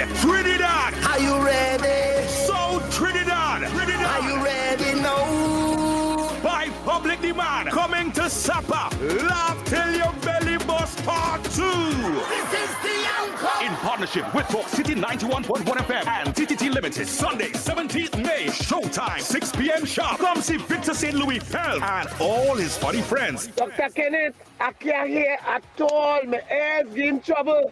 Well, I could fix that for you, boy. It go cost 3,000. So much? I thought you can't hear. The Saint. And Trinidad, when you call the police and say a man breaking in your house, they say the man has committed no crime yet. When he done break in, call me back. Louis Spider-Man Antoine, Andrew Friday, Kenneth Superstar. Hey, a black couple have a white baby. The husband asked the wife, how that baby come out white? She said, boy, he eat too much magnesia. The husband said, but how he ate come out blue? She said, he eat piece of the bottle. And we are honoring Tommy Joseph, one of Caribbean top comedian, added to the cast, Damien Melville, and Paniska is back. Laugh till your belly bust. Get your tickets now. General tickets are priced at $200, VIP $350, and Legend Sports Bar, 22 Agard Road, Point Fortin. Sengers Restaurant, number 65, High Street, Siparia, opposite Massey Stores. Sam's Barbershop, Coupier, Prize Bar, Maribel Road, Joanne's Bar, Los Charros, and IslandEtickets.com. It's happening on the 17th of May at 6 p.m. sharp. For more information, call 278-5892. Laugh till your belly bust. Friday, 15th May is Pizza Party Day at Mario's Mario's Pizza. And because it's also International Day of Families, we're bringing everyone together with an unbeatable deal. Enjoy free family specialty pizzas for just $270. That's only $90 per pizza. Choose from 6 delicious specialty options. But hurry, it's for one day only. Because at Mario's, there's always something to celebrate. Order now by calling 225-KING on the My Mario's app or visit mymarios.com. Mario's Pizza, just the way you like it. Dad's eyes don't quit, and neither does he. Treat Dad at Value Optical with 40% off frames this Father's Day. Upgrade his vision for real life. Clear vision, all-day comfort, no interruptions. With flexible payment options from CredIQ, he can see now and pay later. Plus, win $15,000 in vouchers and luxury car rentals from Sixt Rent-A-Car and SS Mobility. Call toll-free 800-2020 or visit any Value Optical nationwide. Available until June 21st. Conditions apply. Value Optical. Expert care for your eyes. Protect yourself from electric shock or death. Before conducting repairs close to overhead lines or the point of connection to your home, contact TN-Tech to request a temporary disconnection. When driving tall vehicles, ensure they do not exceed 15 feet. Do not lift lines to allow vehicles to pass. When carrying out underground works, contact TN-Tech's area offices to ensure there are no underground conductors and cables before digging. At TN-Tech, safety is our priority. TN-Tech, the power to make it work. Your world moves fast, so do we. TTT News brings you the people, events, and issues that matter most. Stay informed, stay ahead. TTT News, every night at 7. TTT News, committed, accurate, relevant.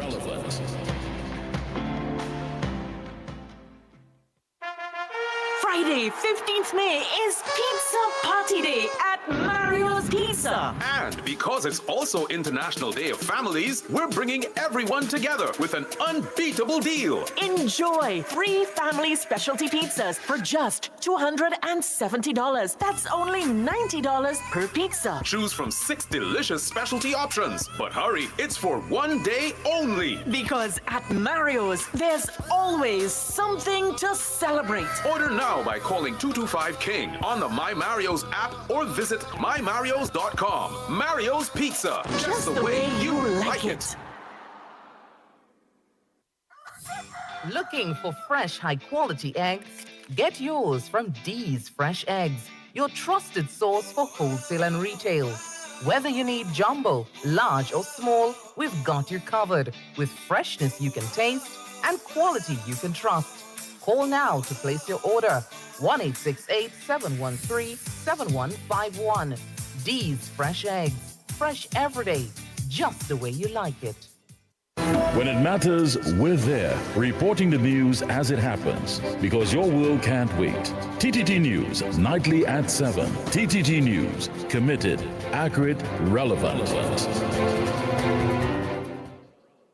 But Johnny, how come your house is twice the size of mine, but my bill is twice the cost of yours? Johnny, what's going on, boy? How your bill so low? How your bill so low?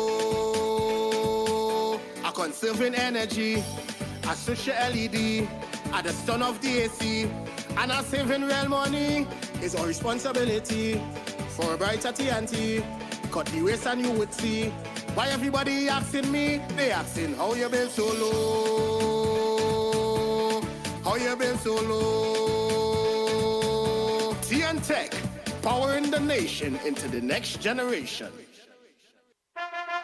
Friday, 15th May is Pizza Party Day at Mario's Pizza. And because it's also International Day of Families, we're bringing everyone together with an unbeatable deal. Enjoy free family specialty pizzas for just $270. That's only $90 per pizza. Choose from 6 delicious specialty options. But hurry, it's for one day only. Because at Mario's, there's always something to celebrate. Order now by calling 225-KING on the My Mario's app or visit mymarios.com. Mario's Pizza, just the way you like it. This is Destra, and you're listening to the Ground Report on Talk City. Keep it locked!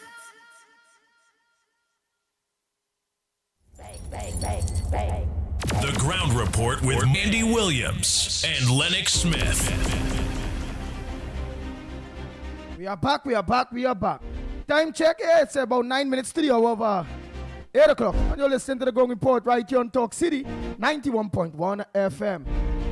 Mr. Pleasant, good morning to all my drivers again. Maxi drivers, taxi drivers, PH drivers, bus drivers, 7-seaters, white panel vans, all my drivers, a pleasant good morning to you. Well, you all heard what is on the different headliners this morning, or front burners this morning, and we asked you to take part. Go ahead, Lennox Smith. Yeah, I was making the point that home invasion has gone to another level, and I said that those sisters that were home invaded, they poisoned their dog and the neighbor's dog. So, but to me, it looked as though it's a deliberate plan, because it appears that they were asking one of the sisters for monies that she might have just gotten as a result of gratuity or something like that. So they have insider information. And what is the likelihood that you will walk with poison and all of that? So it means, therefore, it was a very, very well-planned scenario. Yeah, they know who, they know exactly and what kill was the dogs as well, right? Yeah, they know who. They know who. Yeah. And then Yeah, I see exactly. in Belmont yesterday, somebody sent me, I'm not going to see it, but they sent me it since yesterday. Let me take this call by the time. Morning caller. Yeah. Good morning. Well, I see yesterday. Go ahead, caller, by the meanwhile. Somebody sent me a tape here yesterday showing that, something went on in Belmont. Yes, it's Belmont. Where was bullets? Yeah.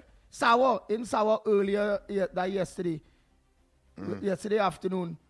Right. And the person said they feel more safer with the traffic laws, meaning they're so fed up of the murders and all whatever, that the CN only the technology saying, well, the government is only concentrating on traffic laws, with the police and them on traffic laws, compared to really and truly dealing with the heinous crime of murder. No, so they went that far. And incidentally, I took a bus from Aruca to Port of Spain, because I didn't go with my vehicle to the airport the day before and then yesterday. So I traveled.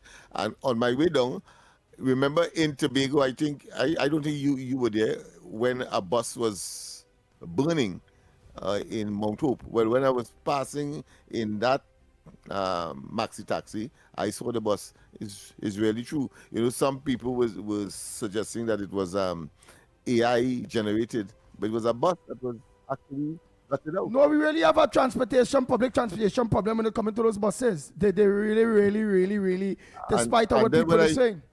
Yeah, and that triggered me to it incited my my observation and my keen acknowledgement of that. So when I reached the bus terminus now, if you see the amount of derelict buses parked up on the left-hand side in entering, of course, the terminus there, if you see how much, I say, what the hell is this, boy? How it has so much buses? Is a total graveyard of bus. So I have planned to maybe apply to the authorities to get those buses and see if we could scrap them and make some money off it to support our program. That is what came to my mind immediately. You keep looking for these 4 green cows that walking on the road. That will never happen. They never happen. Well, I want to tell you this. That's a joke compared to what they have stored on different elsewhere. Properties. Yeah. I would not be surprised. And I suppose it will happen to most of those ministries who rely as part of their operations on vehicles, like the Ministry of Works and that of the regional corporations and so on. So I'm saying it's a good opportunity for me to help the government to environmentally cleanse these places, and at the same time do good for a project that requires some finance without they having to to get into the treasury of the country. So I'm going to do that. I really going to do that. That motivated me to do that, because the amount of mosquitoes and health risk and all of that these things would provide where they are stored. I mean, let me take 2 calls here on this side here. Go ahead, caller. Good morning. Morning, Andy. Morning, Lennox. Morning, Snipes. Yes, good morning. You see those buses, sometimes they auction them off, right? But it appears like nobody doesn't really buy those buses because we can't do. Look at the buses that we just go bus ride and take on. How old are those buses? Look how people who running those buses just get parked and all that for them. And we just go on bus ride and party on them buses from. I went to school in some of them buses from 19 or long. And they're still on the road running. What's going on with these new buses that they can't get them to run or they can't get them to fix? That's why I will always agree. I will always agree with the busman because not everything I'll agree with him on, which is based on the type of buses. We cannot continue to buy the Chinese buses. We already heard that the best of buses is like the Volvos and the Benz and those things. We have to organize and buy buses that, you're getting parts easy and that will hold out, because as the busman said, in Trinidad here, it have some of those buses that was bought still up and running and functional, better than those newer buses that they bought from the Chinese. Yeah, I'm going bus ride and old bus on them. And I don't see those articulated buses again, because at one time I really saw half of the bus left the whole of the bus and park up on the side of it, That south bus going south and voting for that part. That's a dangerous thing, dangerous. So what's your contribution, your conversation this morning, Mr. I wanted to find out about, we talk about the Auditor General. I always clamor where the auditor is. Now, I see the release the 2024 and 2025, but we were concerned about 2023. Now, we were talking about corruption. Now, the government have been in there for over a year now. And that part where they baited, where they thief the Thomas billions, the $2 billion or $3 billion that they claim that the government is thief. We ain't hear nothing about that since they come in. And they say they're going to investigate and they'll get the bottom of this. And is it that Imbrit was telling the truth? Is it that they had nobody to investigate it? Is it that it was really a mistake in finance or in the central bank or whatever they say the mistake was? How come that just die off? Even the auditor dropped her case. What she had against him, she won the one with the committee thing. She won that one where they say he should be investigated. But then all the other cases they dropped, and then that just went silent. I don't know what's going on with that part, and that's what we just say. Corruption could never done because it had nobody to investigate the corruption. Because look at UNC in power now. Are we in here? Well, it's investigating. We put it in the police hands. We ain't hearing nothing like that. So that's why politicians will always get away with no matter what corruption they do. Nobody ain't getting locked up. And now people always say politicians don't like to lock up politicians because somewhere in between, a PNM might go to one corruption and the UNC might say, hey, he get with it, I go and do it too. So nobody want to investigate one another because they know it could be a whole bacchanal. So better I leave that alone and let me see what I can get for myself. And that will be going on right through. So you will find no politicians want to make no strict, nothing to investigate. Nobody. They might talk about it and then they will just die out, and it's just so. All right, gentlemen. Enjoy the morning. If I'll call back later. I know it's news time coming up now. If only talk was action. We got the news coming up next. Yeah. If only talk was action, all of us would have been satisfied. We go for the news, and when we come back, more.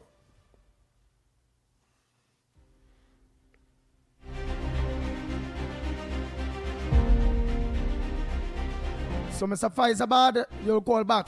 And Mr. Horsley. Good morning. This is your TDT News Update. I'm Carrie Roberts, making the news at this time. The architect behind the iconic Tobago Blue Food Festival, George Stanley Baird, passed away last evening, leaving behind a legacy woven into the cultural fabric of Tobago. Former Tobago House of Assembly member Gerald McFarlane reflected on Mr. Baird's life and shared memories of their time together in the Assembly, recalling his vision, dedication, and enduring impact. The live wire behind the Blue Food Festival, and before that it was the Heritage Festival. You know, around that time we both were in the Assembly together, and we worked under Dr. J.D. Elder the phenomenal historian and cultural impresario, if you want to call it that. But all three of us were members of the assembly at the time. Mr. McFarlane observed that it was Mr. Bade's distinctive blend of leadership and character that brought his vision of a Tobagonian Heritage Festival to life. With a steady hand and an instinct for people, he guided the idea from imagination to celebration, transforming it into a living tribute to the island's culture. The kind of leadership skills that he had, he never really turned down people or put people down, and we had to learn. In those days, we just have to respect each other in the assembly. I mean, this was one of the key things with Robinson as chairman of the DHA then. We just had to show respect to not only his colleagues and the colleagues in the assembly, but show respect to the community. And that is why it was so easy for putting a team together to work on the Tobago Heritage Festival. According to Mr. McFarlane, Mr. Baird was also instrumental in helping put legislation in place to preserve Tobago's natural assets, such as the rainforest and the Bucca Reef. In other news, a scheme to assist students who are first in their families to access tertiary-level education is gaining meaningful traction through a partnership between the Unitrust Corporation and the University of the West Indies, St. Augustine. Through its support of the first-gen STAR Peer Mentorship Program, UTC is helping to ease the transition into university life by providing academic guidance and a strong support system for first-generation students. Last September, the corporation invested $50,000 into the initiative, with the bulk allocated to renewable scholarships and a bursary aimed at strengthening financial stability. This year, Karina Rampasad proudly emerged as the program's first UTC scholarship recipient, embodying determination and achievement. UTC says the investment reflects its belief that empowering these students today is key to shaping the nation's future leaders, ensuring they're equipped to succeed both academically and professionally. In sport now, the Trinidad and Tobago Red Force secured their first place in the West Indies Championship final with a dominant 140-run victory over the Barbados Pride, delivering a disciplined and commanding performance with both bat and ball. The emphatic win capped off a strong showing from the Red Force, whose all-around display proved too much for the Pride as they advanced confidently to the championship decider. Resuming play on day 4 with a commanding lead of 246, the Red Force went on to post 280, powered by a century from Cephas Cooper and a solid 64 from Carrie Pay, setting Barbados a challenging target of 317. Barbados were dismissed for 177, with Shane Mosley scoring 39 and Shamar Springer with 25. The Red Force's spin duo proved decisive, as Carrie Pay took 5 wickets for 54 and Brian Charles with 4 for 62, shared 9 wickets to seal the win. The Red Force now advance to face defending champions Guyana Harpy Eagles in the final, starting Sunday, May 17th at the Sir Vivian Richards Stadium in Antigua. And that was your TDT News Update. I'm Carrie Roberts. From all of us here, have a great day.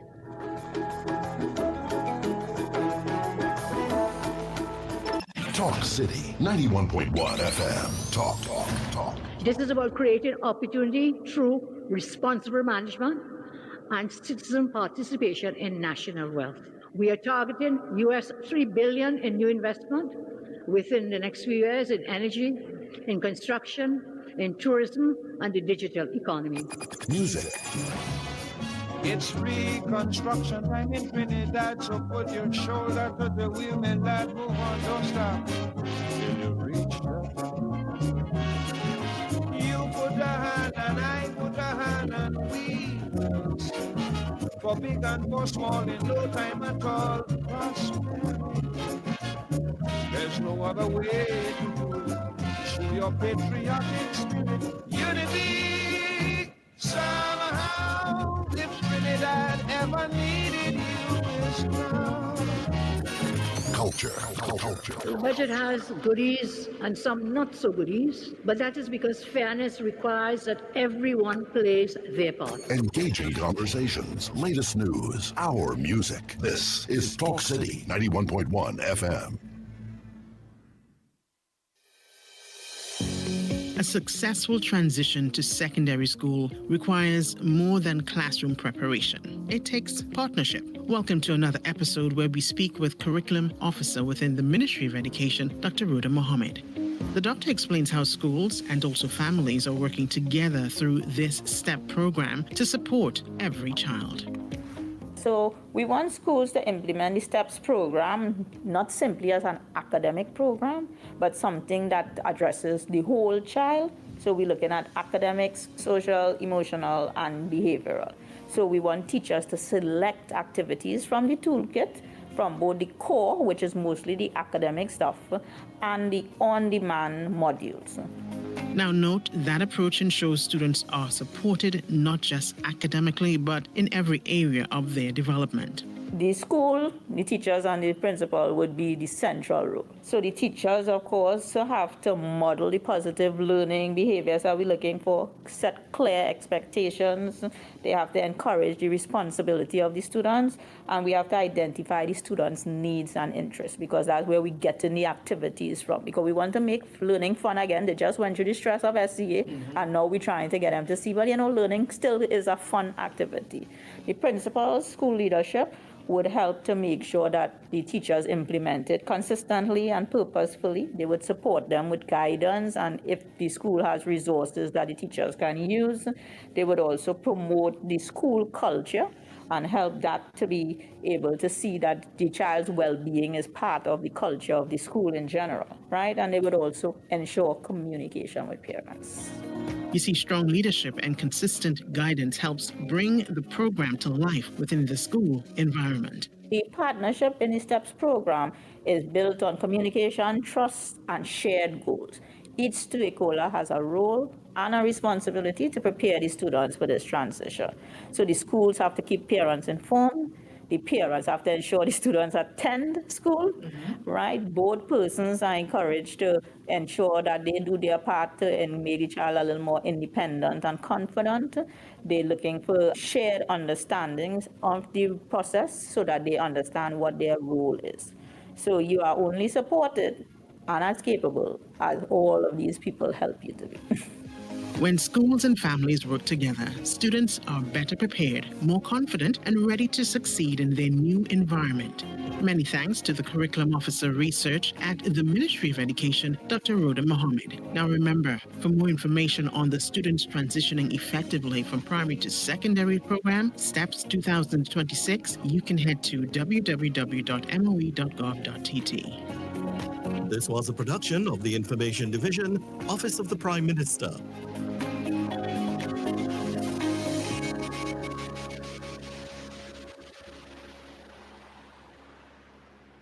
This is Destra, and you're listening to the Ground Report on Talk City. Keep it locked!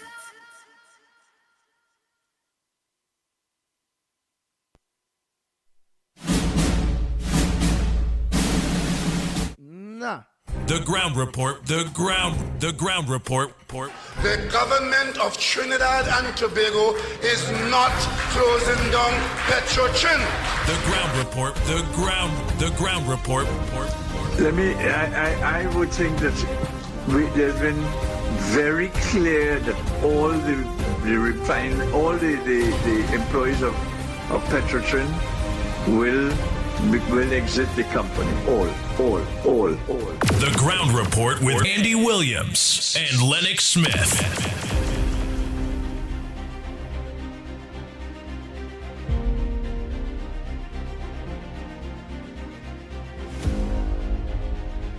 Oh boy, we are back. Time check. Yeah, it's 9 minutes past your 8 o'clock and you're listening to the Ground Report. Right here on Talk City, 91.1 FM. Yeah, so Lennox Smith, I was just watching a video there with shooting that took place in Sawa. I think it's in Sawa, yeah. I say, boy, they woke up normal, they just blaze up the place. Normal, they bass down, they leave normal. Normal, and that took place in Sawa yesterday evening. Right? And I'm telling you, and it's really, well, changing, it gravitating, it evolving into a sort of barbaric kind of, what I consider to be,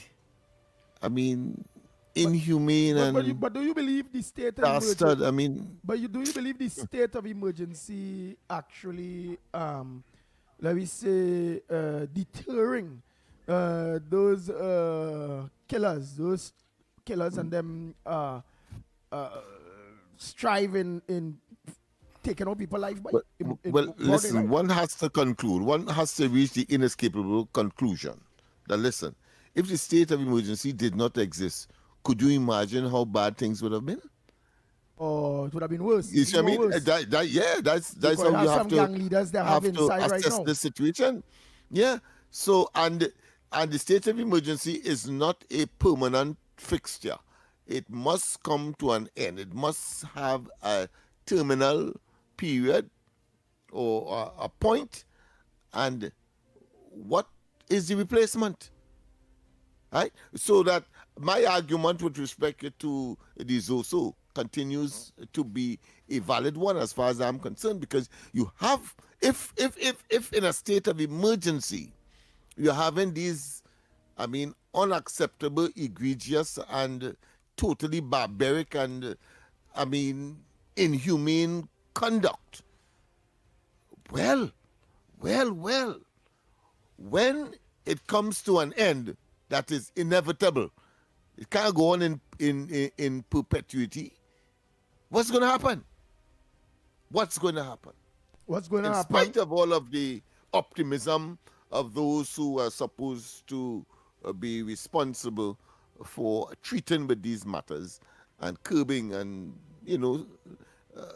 attempting to settle the ordinary minds of the ordinary person in this society. So therefore, what's going to happen is things going to get worse if it don't have something to... Optimism, yeah. If it don't have nothing to replace it, what's going to happen is things going to get worse, because now the state don't have by law these gang leaders and some of the troublemakers that they have locked up at this point in time. They will have to be let free. So when them let free, it will have a lot of reprisal killings and everything, because they know so yeah, it's still left, as you say, at least it would have something after, if it is the ZUSO bill had really and truly at least passed. that would have been there, so that certain actions could have been taken to preempt and to reduce and to ameliorate, if necessary, certain situations and actions. But without it, you are really left to all the whim and fancy of whosoever, and that is inevitable. That is inevitable. Boy, listen. The Attorney General, he recently made a statement. He didn't give any details, but he said that on the advice or consultation with the Commissioner of Police, they have beefed up security for certain, and depends on the degree probably of exposure, certain ministers or certain members of government, I should say, are given beefed up security as opposed to others. But the fact is, that is a troubling development. That's a troubling development. One cannot help but draw that conclusion. Troubling development. Boy. Yeah. Boy. So I'm not being alarmist. Yeah, I'm not being alarmist at all. I'm being very pragmatic and real. That is not a good sign. When you have an existential continuation of a state of emergency that you cannot have in perpetuity. And it's not coming across nice to the public when you hearing on all government, like the AG mentioning things like that and stating, well, hey, That's right. I'm boofing. In addition, I'm boosting up the poisoning dogs and all in their efforts to exercise a home invasion. Right, but it was why they plan, they come prepared. Why I'm saying that is that with the mass arrest of the public, it gets so out of hand that when we hear in our AG saying too that boy, we boosting up protection for government officials. That alone says a lot, and some people watching it as, look at that. They are getting protected. We out here are not.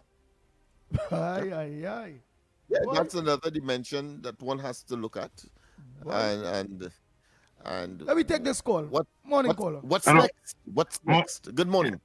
Morning, nobody here. Right, nobody will go cover whatever voice notes you have. You will cover it one time, so we're not plate. Go ahead. That's exactly what I call. So let's start with what you just said, Andy. The reason why government officials are beefing up their security is that they are being seen, or they see themselves, the entire system sees them as the state, right? And you do not want the state to come under attack. Every time somebody dies on the streets, the state comes under attack, right? Because in a republic, it's supposed to be a republic, the citizen is the state, right? The reason why your life doesn't matter is because our current system does not see you as a state. They see certain individuals in government, quote unquote, as the state, not you. Earlier on in the program, you all talked about the incident in Parliament. Several of your callers talked about them seeing politicians not being held to task, no oversight. A caller even said, do we need to have a committee to look over the government in its actions? No, we do not. We already have such a committee. It's called the Parliament. The problem is the Parliament, right? Just like with the state not being seen as being you, the Parliament, where you are supposed to be represented, you are not represented. What is represented there is somebody else, something else. And my humble suggestion is all that's represented in Parliament are finances, right? Our current system, what it does is install the interests of financiers and sometimes activists into the halls of power and removes you, the citizen. And the way how it does that is because we have two mega parties that compete with each other. That's what you saw in Parliament the other day with Stuart Young and the others, right? It's a battleground, an adversarial fighting field for them rather than a representative body for you out here, the citizen, who's supposed to be the republic. That's the problem with our current system. And the reason why they are not held to account is because the people who are supposed to hold them to account are themselves. When you win a general election in this country, you win the parliament, you technically become the executive, and you have control over all the institutions of state that are supposed to govern and control these things, right? Every institution with the name commission in it would fall under the thumb of whoever the prime minister is indirectly, because the prime minister will generally decide who the president is going to be, right? The only thing to fix that, it's a broken record, I know. I've been saying it for a while. The only thing to fix that is a constitutional fix. The current prime minister is trying to do it through executive actions, and good on her. But she will fail because the Constitution will always trump executive action. And not only that, her time, just like the rest of us, is temporary here.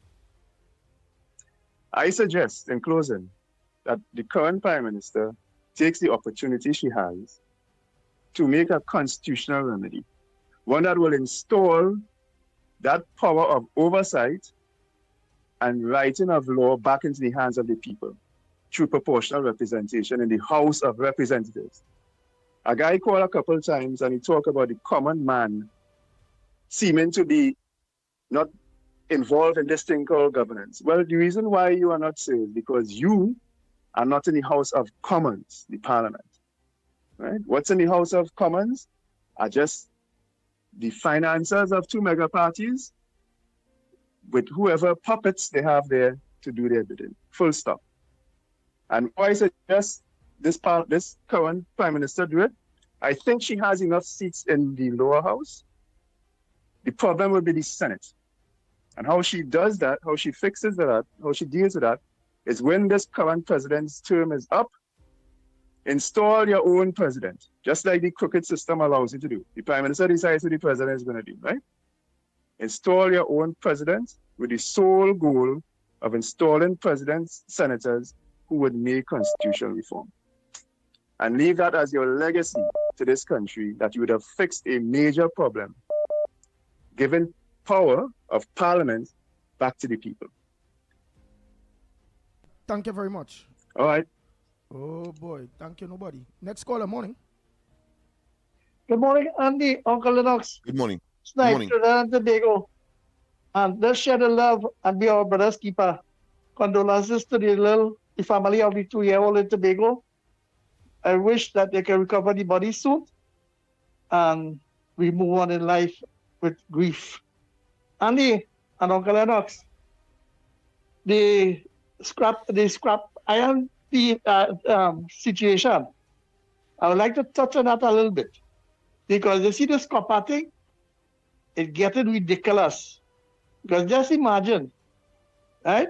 Man going in people's place and holding them up at gunpoint and taking the cable, what it has to as businessmen who sell it, and thieving the copper at gunpoint now.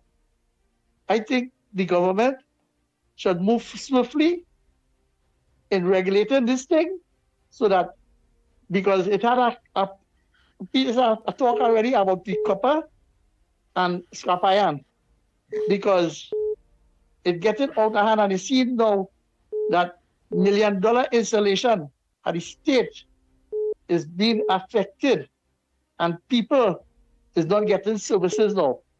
So we have to move on that.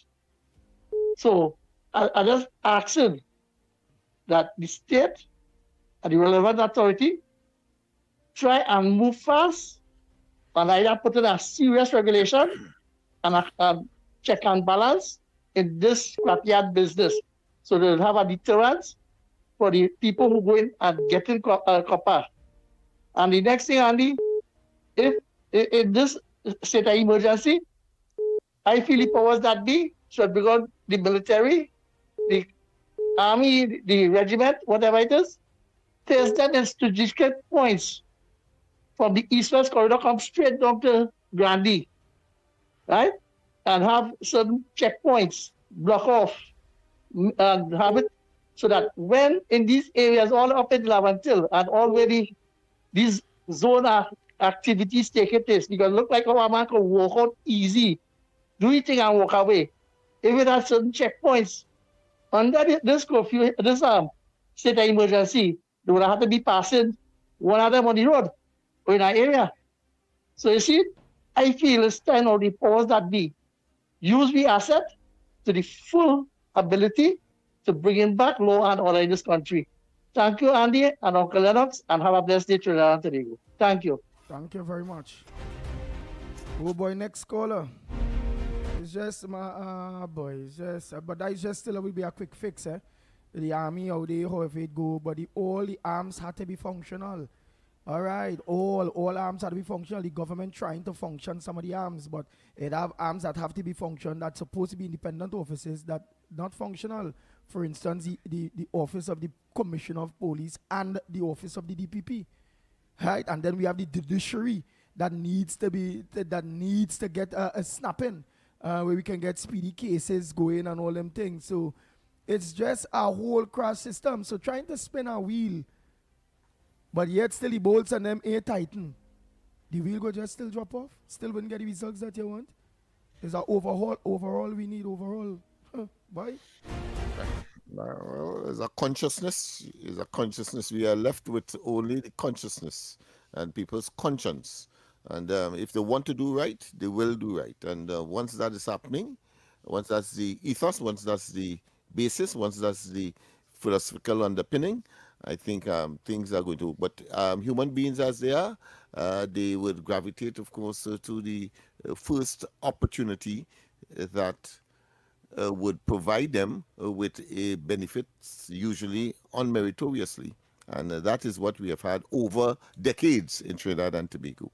Now to rein in that, it is a Herculean task. Not even proportional representation, even though, of course, I agree it has its place, but certainly I think is a more moral, ethical, spiritual, should I say, ethos, direction will certainly do the trick. Well, ultimately, boy, on a sustained basis. which moral, spiritual, this, that still depends on people, and people are not people these days. So we That is need the something. systems, we need the laws, we need our overhaul.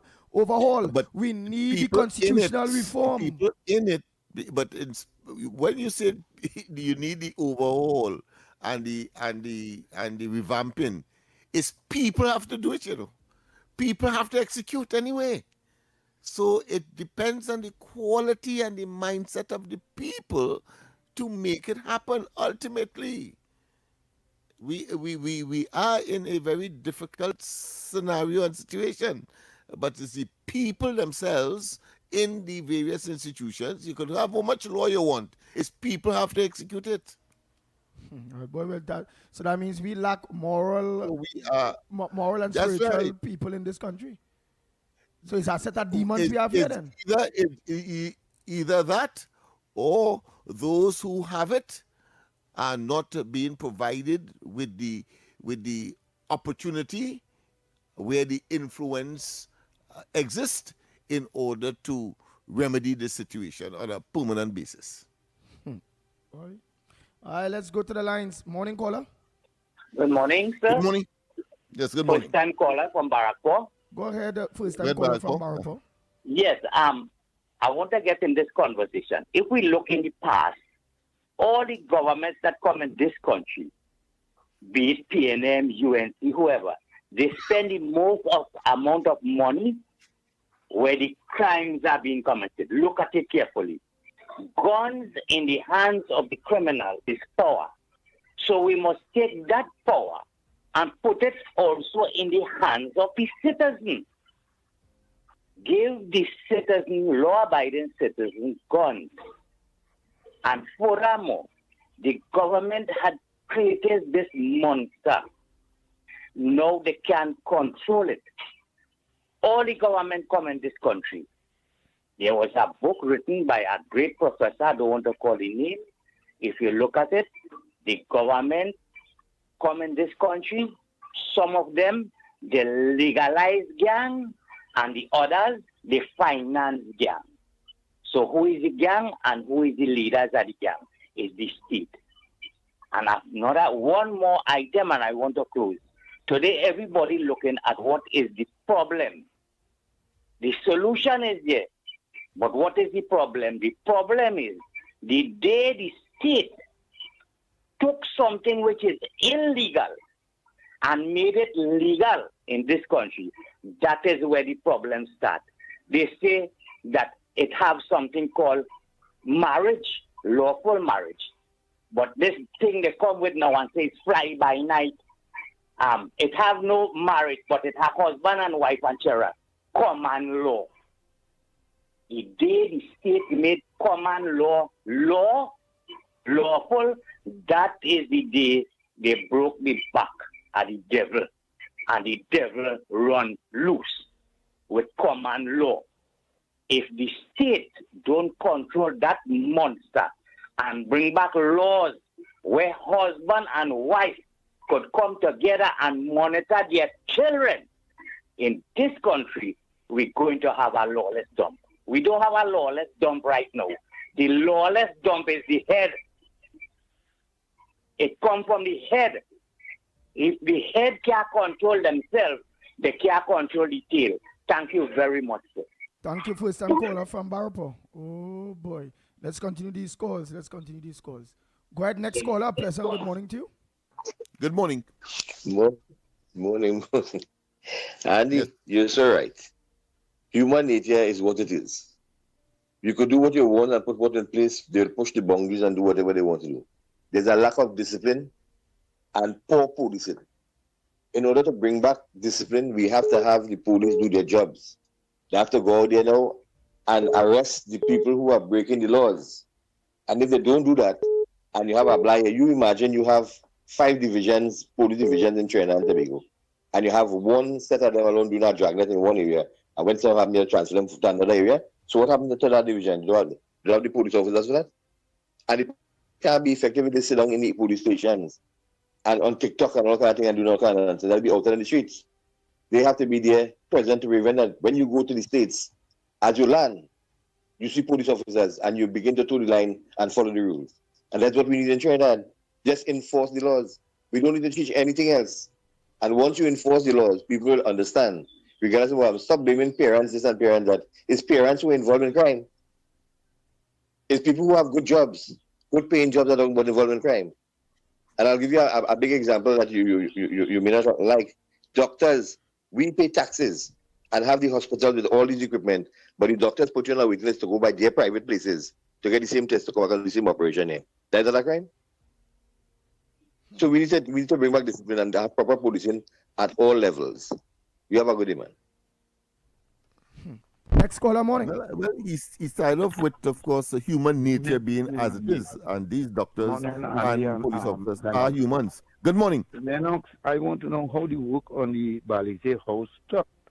All in a sudden, what happened? The barbecue ticket run out. If there's anything I could print some for Pumpkin Rasta, you know, for Gerald Hines. I too for free. For free. Yeah, for free. For free. And see if they go get the money, the millions to finish that. All the time, this thing going on, and now the work stops, so where all the barbecue money going to. You understand? Anyway, as Lennox say, I will print some more barbecue tickets for them, for the whole opposition bench, especially Stuart Young and Marva, right? And Pumpkin Rasta. Thank you. And the reality is that because they are out of government, why that has stalled. Yes, indeed. Do we have another caller? Yeah. Otherwise, we go for the word of the day quickly. All right. So let's continue. Oh boy, right. boy. Let's go for the word of the day one time. A pleasant good morning to you. Where you calling from and what's your word for today?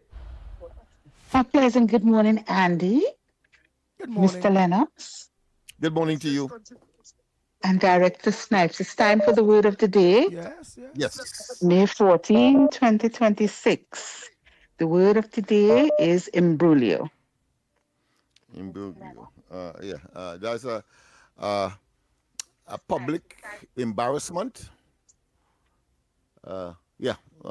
Public embarrassment. Imbroglio. He's correct. Correct. A situation of public Correct. embarrassment. Yes, it's a noun also. It's a noun. Right, But you go ahead. And let us know the meanings that you have and put it in a little sentence. As well. Yes. A complex dispute or argument, not a clear pathway. Understood. Yeah.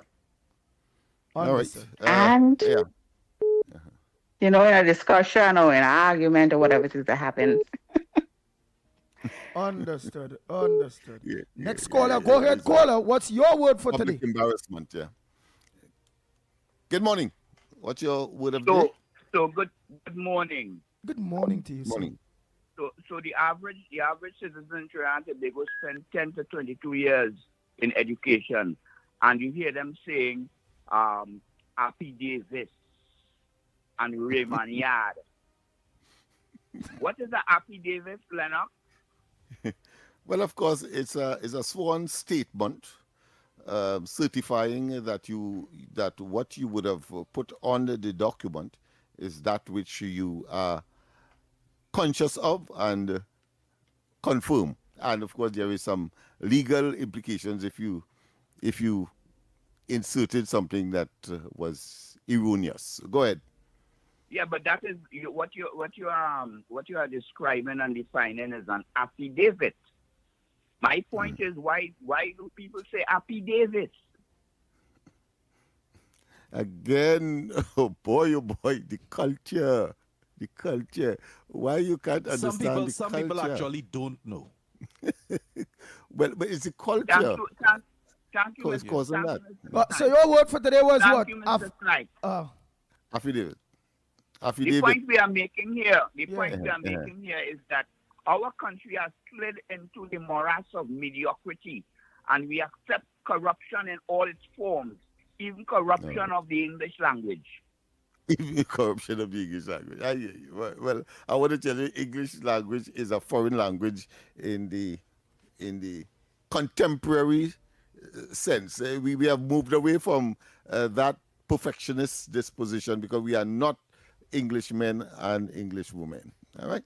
So I want to make that clear. So what's the communication verbally at least? Because you do not spell it. You do not spell it the way that you speak it. Not so. If I'm writing it, and you would say it's perfect, but if I'm speaking it, you seem to suggest that it is imperfect, and therefore, of course, communication may not have been achieved. No. But of course, we can argue that every day. Yes, from and time to time. You see, our problem is we always defend what is not right. We always seek to rationalize it, and that is the problem in this country. Okay. Let us speak properly, and that will set the tone for our behavior and our adherence to compliance with laws. You follow? And that is why right. here all the leaders. I hear you. But you'll have to direct your concern.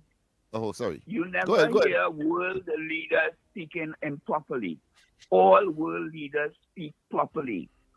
And that is what we have to strive for, a high standard of comportment, of deportment, a high standard of in everything we do. Fluency and eloquence. I hear you. Right. But he will have to first, of course, give his admonitions to the parliamentarians first and foremost. Right?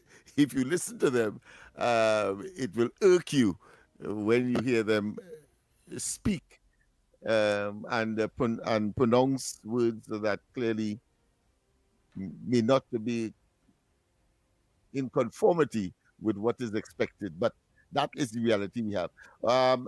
Again, that is an abstract, that's an academic exercise. I don't think we will achieve it, but nothing wrong in trying him saying those things every day. Yeah. It doesn't matter. I am the kind of person, if it is that I cannot correct you in one session, then I'll do it in another session, until, of course, a breath leave my lungs. Gentlemen, we have to go for the overdue. Let me give you my word of the day. Sorry about that. Superficial. So I'm glad that he said that, because all of the things that we may be speaking may well be superficial. That is to say, on the surface, superficial. They're just superficial, not in depth and not very incisive, but certainly superficial. Okay. So superficial is my word of the day. Nice. Want to get it? SUPERFICIAL. Superficial. All right. So we go for that break and come back. When you come back, more right here on The Ground Report. We'll be back. Your news, anytime, anywhere. TTT News brings you the facts that matter most. On air and online. More ways to stay informed. TTT News covers the stories that matter. Join us nightly at 7. TTT News. Committed, accurate, relevant.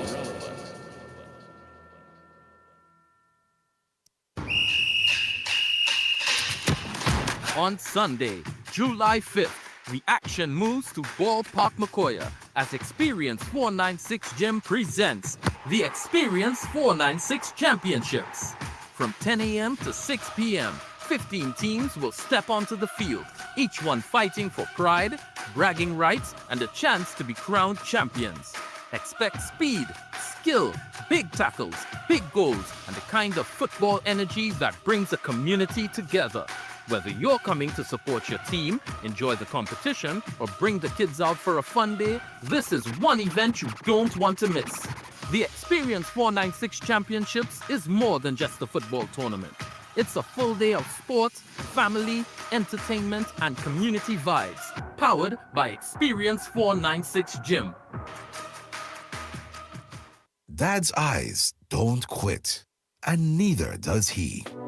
Treat Dad at Value Optical with 40% off frames this Father's Day. Upgrade his vision for real life. Clear vision, all-day comfort, no interruptions. With flexible payment options from Cred IQ, he can see now and pay later. Plus, win $15,000 in vouchers and luxury car rentals from Sixth Rent-A-Car and SS Mobility. Call toll-free 800-2020 or visit any Value Optical nationwide. Available until June 21st. Conditions apply. Value Optical. Expert care for your eyes. From hard-hitting current affairs to real community issues and the stories that matter most to you, this is where Trinidad and Tobago comes to talk.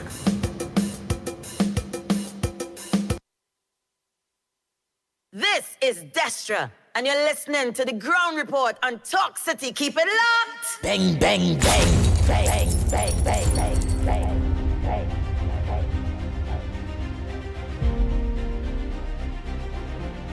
Oh boy, oh boy, oh boy. We are back. Time check. It's 41 minutes past the hour. 8 o'clock, and you're listening to the Ground Report right here on Talk City, 91.1 FM. So let me just go back to some very serious voice notes there. Quick.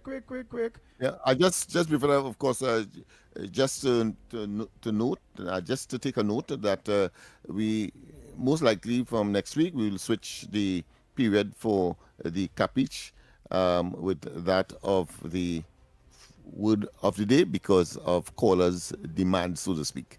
All right, that's a possibility. So look forward to that. So just let management know. Some management will let sales team know. Oh boy, management have to be things. That is a process, people. So even to do that, because of course we are in a structured environment and not that it's loose and fast and helter skelter. Yes, indeed. Go ahead, Andy. Morning, Andy. I want to complain about that PTSC bus service. Earlier this week, I was talking to a bus driver and he told me that the reason why the bus service is giving a lot of trouble in San Fernando is because they hardly have buses, and the few buses that they have, they're overworking them. So one minute the bus going Erin, then it going Faizabad, then it going Princestown, then it going Guaya, and the buses are being overworked and they're breaking down. He said that is why the San Fernando Port of Spain bus services cannot run every hour throughout the day because they hardly have buses, and what is left is breaking down all over the place. That's why they're cancelling. Look, Tuesday going there. They did run the bus in the afternoon from San Fernando to Port of Spain, but the bus worked every 2 hours because they only had 2 buses available. You see, the thing is, this government only putting on more and more routes, and they're not furnishing the PTSC with buses. That is why things cancelling. Look, this morning here, they had no 6 o'clock Port of Spain, no 6 o'clock Siparia from San Fernando. What really going on here? And when Rowley was in power, Rowley ordered a substantial amount of buses, and they would not, right, to add to the PTSC. He ordered a substantial amount, over 100 buses he ordered. And as soon as the UNC came into power, a PTSC worker told me that they cancel it. So what the government want the public to use? And yesterday now, there was a big fire where a PTSC bus exploded heading from Port of Spain to San Fernando. So we have one less bus available now. If the buses are being overworked and oil is not being changed and they're not being maintained and they exploded, eventually it'll have nothing left. One big fire, and the bus burned to the ground. The fire services came late, and by the time they arrived, it was just a shell of the bus. The people in the surrounding community said they had a big explosion. So that is what happens when you have a lazy government that does nothing and is not interested in replacing the buses. But yet now, you have ministers collecting pay and we can't see them. Pleasant good morning, Mikey, Lennox, Andy, and Susnite. Well, you have a discussion where you was referring to what's going to take place, Lennox, after the fact. With concerning this SOE going on, stop in the future, what next? Well, I have a solution to that. Give us the FUL. It pass in Parliament. Give us the FUL. Let us defend ourselves. If Zozo not implemented, Because if we leave us stranded, we get the opportunity to have our protection. Give it to us. All right, this is just my opinion. Blessings. Good morning to the Magnificent Tree.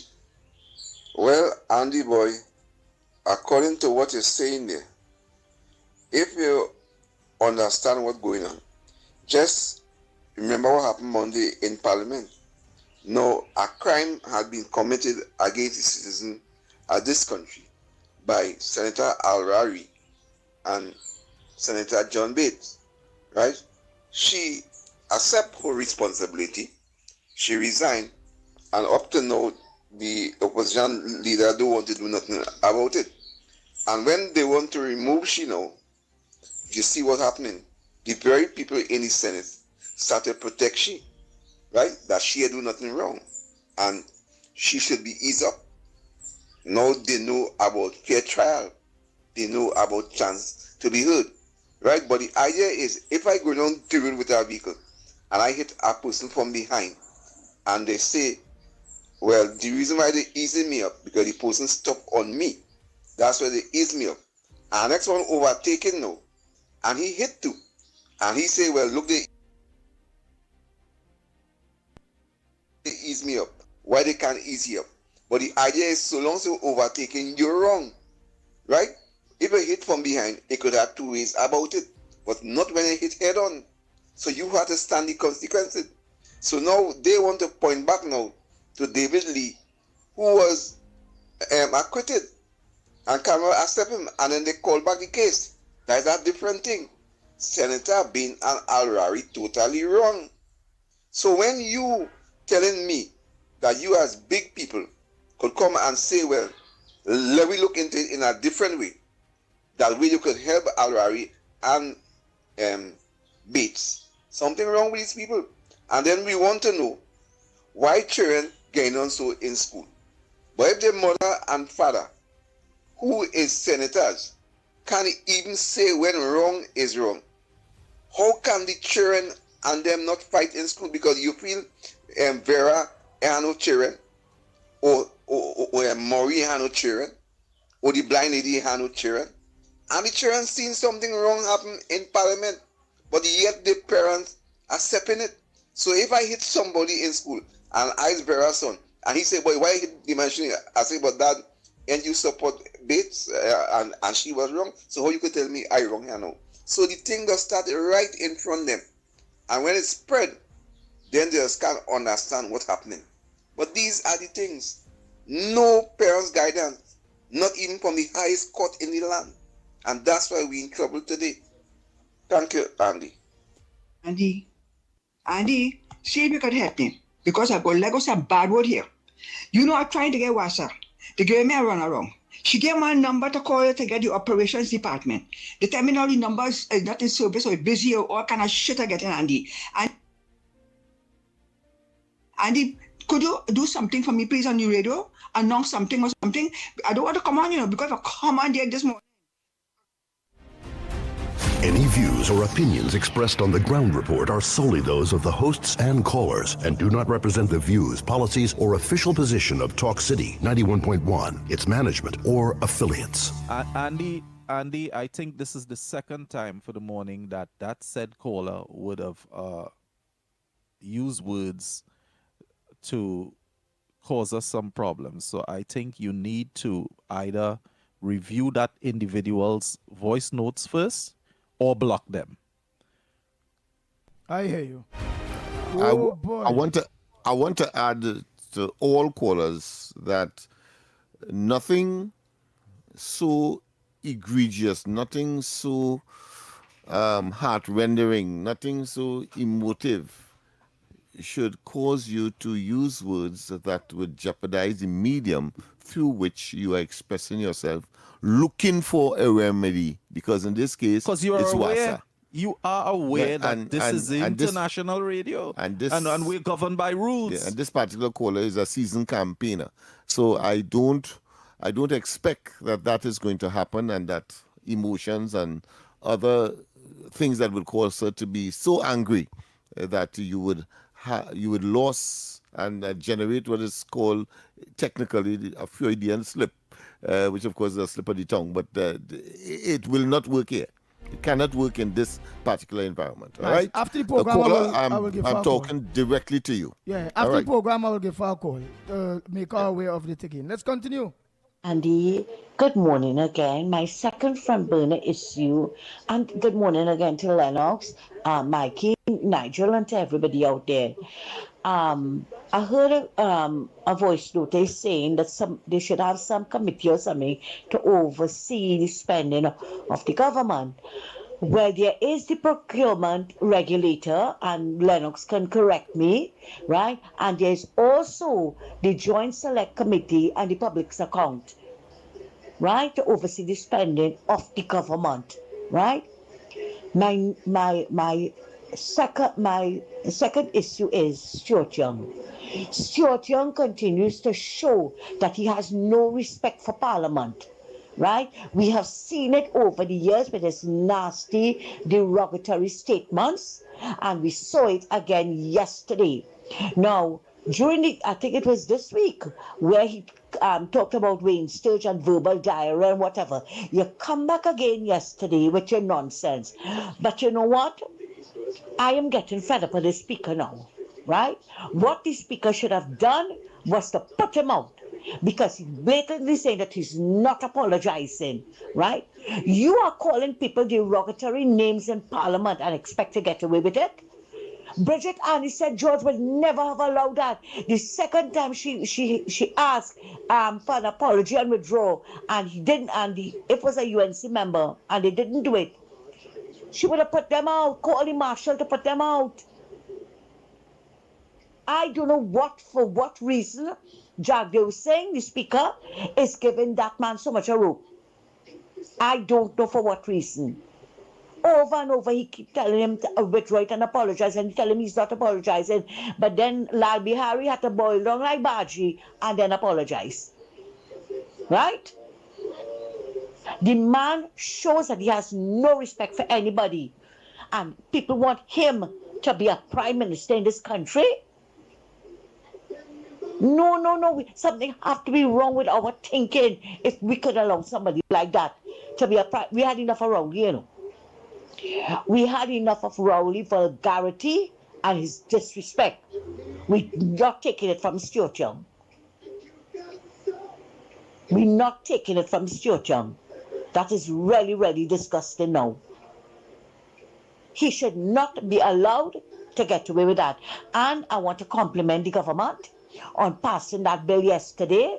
I don't know if it was explained earlier because I joined late, with removing the records of minor offences. That is something so good. And as I say, they can start over. These people can start over rather than have this record over your head. You understand? And it well done. And all who want to say that this government not doing anything, think again, because she keeps saying they will handle the low-hanging fruits first, right? And I'm really, really grateful that this is another notch in their belt.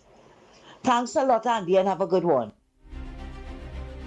Let's take that next needed break and come back. When we come back, more right here on the Gong Report. I'll see how much more voice notes I can chuck in. Go ahead, caller. Snipes.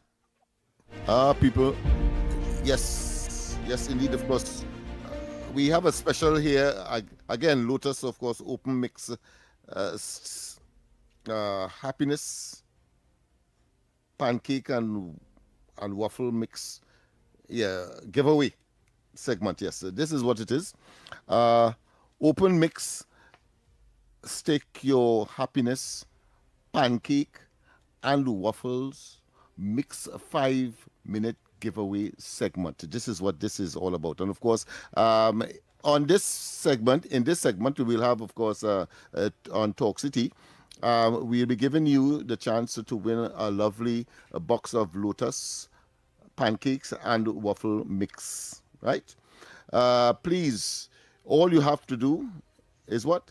Tell us why you love Lotus best. That's all you have to do. Let me repeat. Tell us why you love Lotus best. The sweetest and most creative story wins. That's all. let's 3 callers only, quickly. Three callers. Right. I hope they know what Lotus is, because is a mix, as we says, with of course you could generate your pancakes and your waffles and so on. I'm sure many of you would be familiar with that particular brand.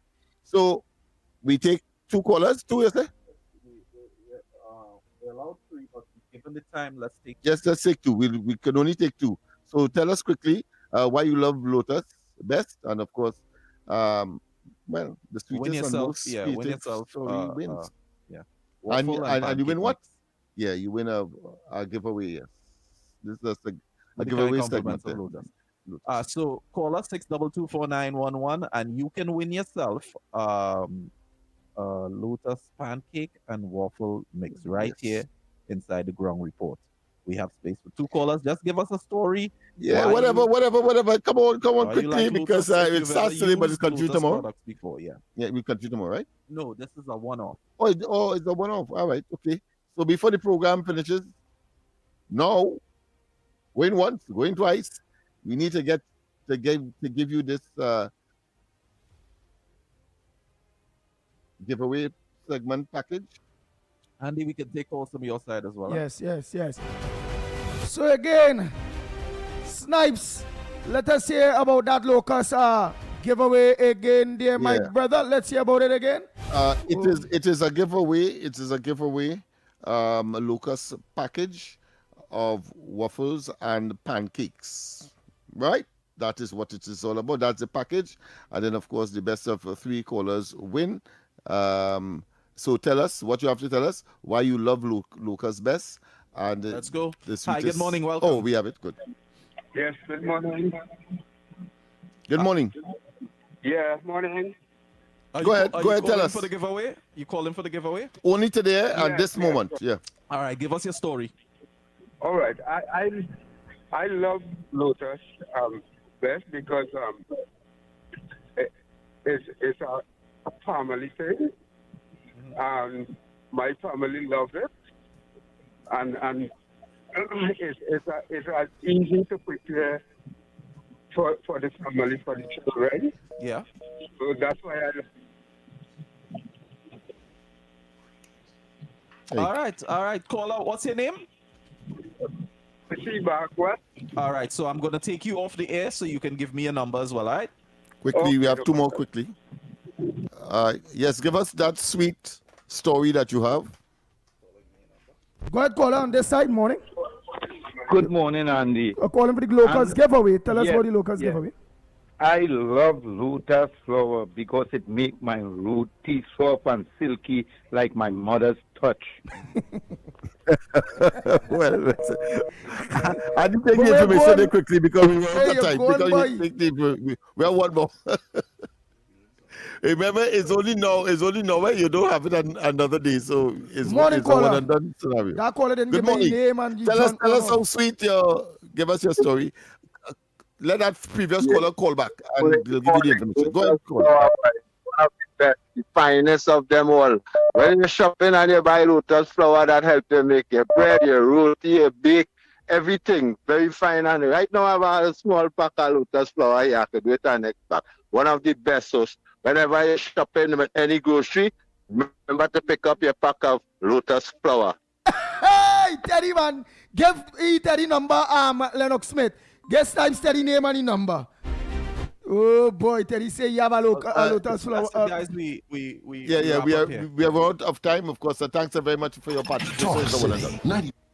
Yes. So Trinidad and Tobago, again, after God family comes first, be safe on the nation's not too safe roads. Until tomorrow morning, please God, stay locked on right here to Talk City 91.1 FM. Coming up next is Off the Records with Mr. X and Stefan.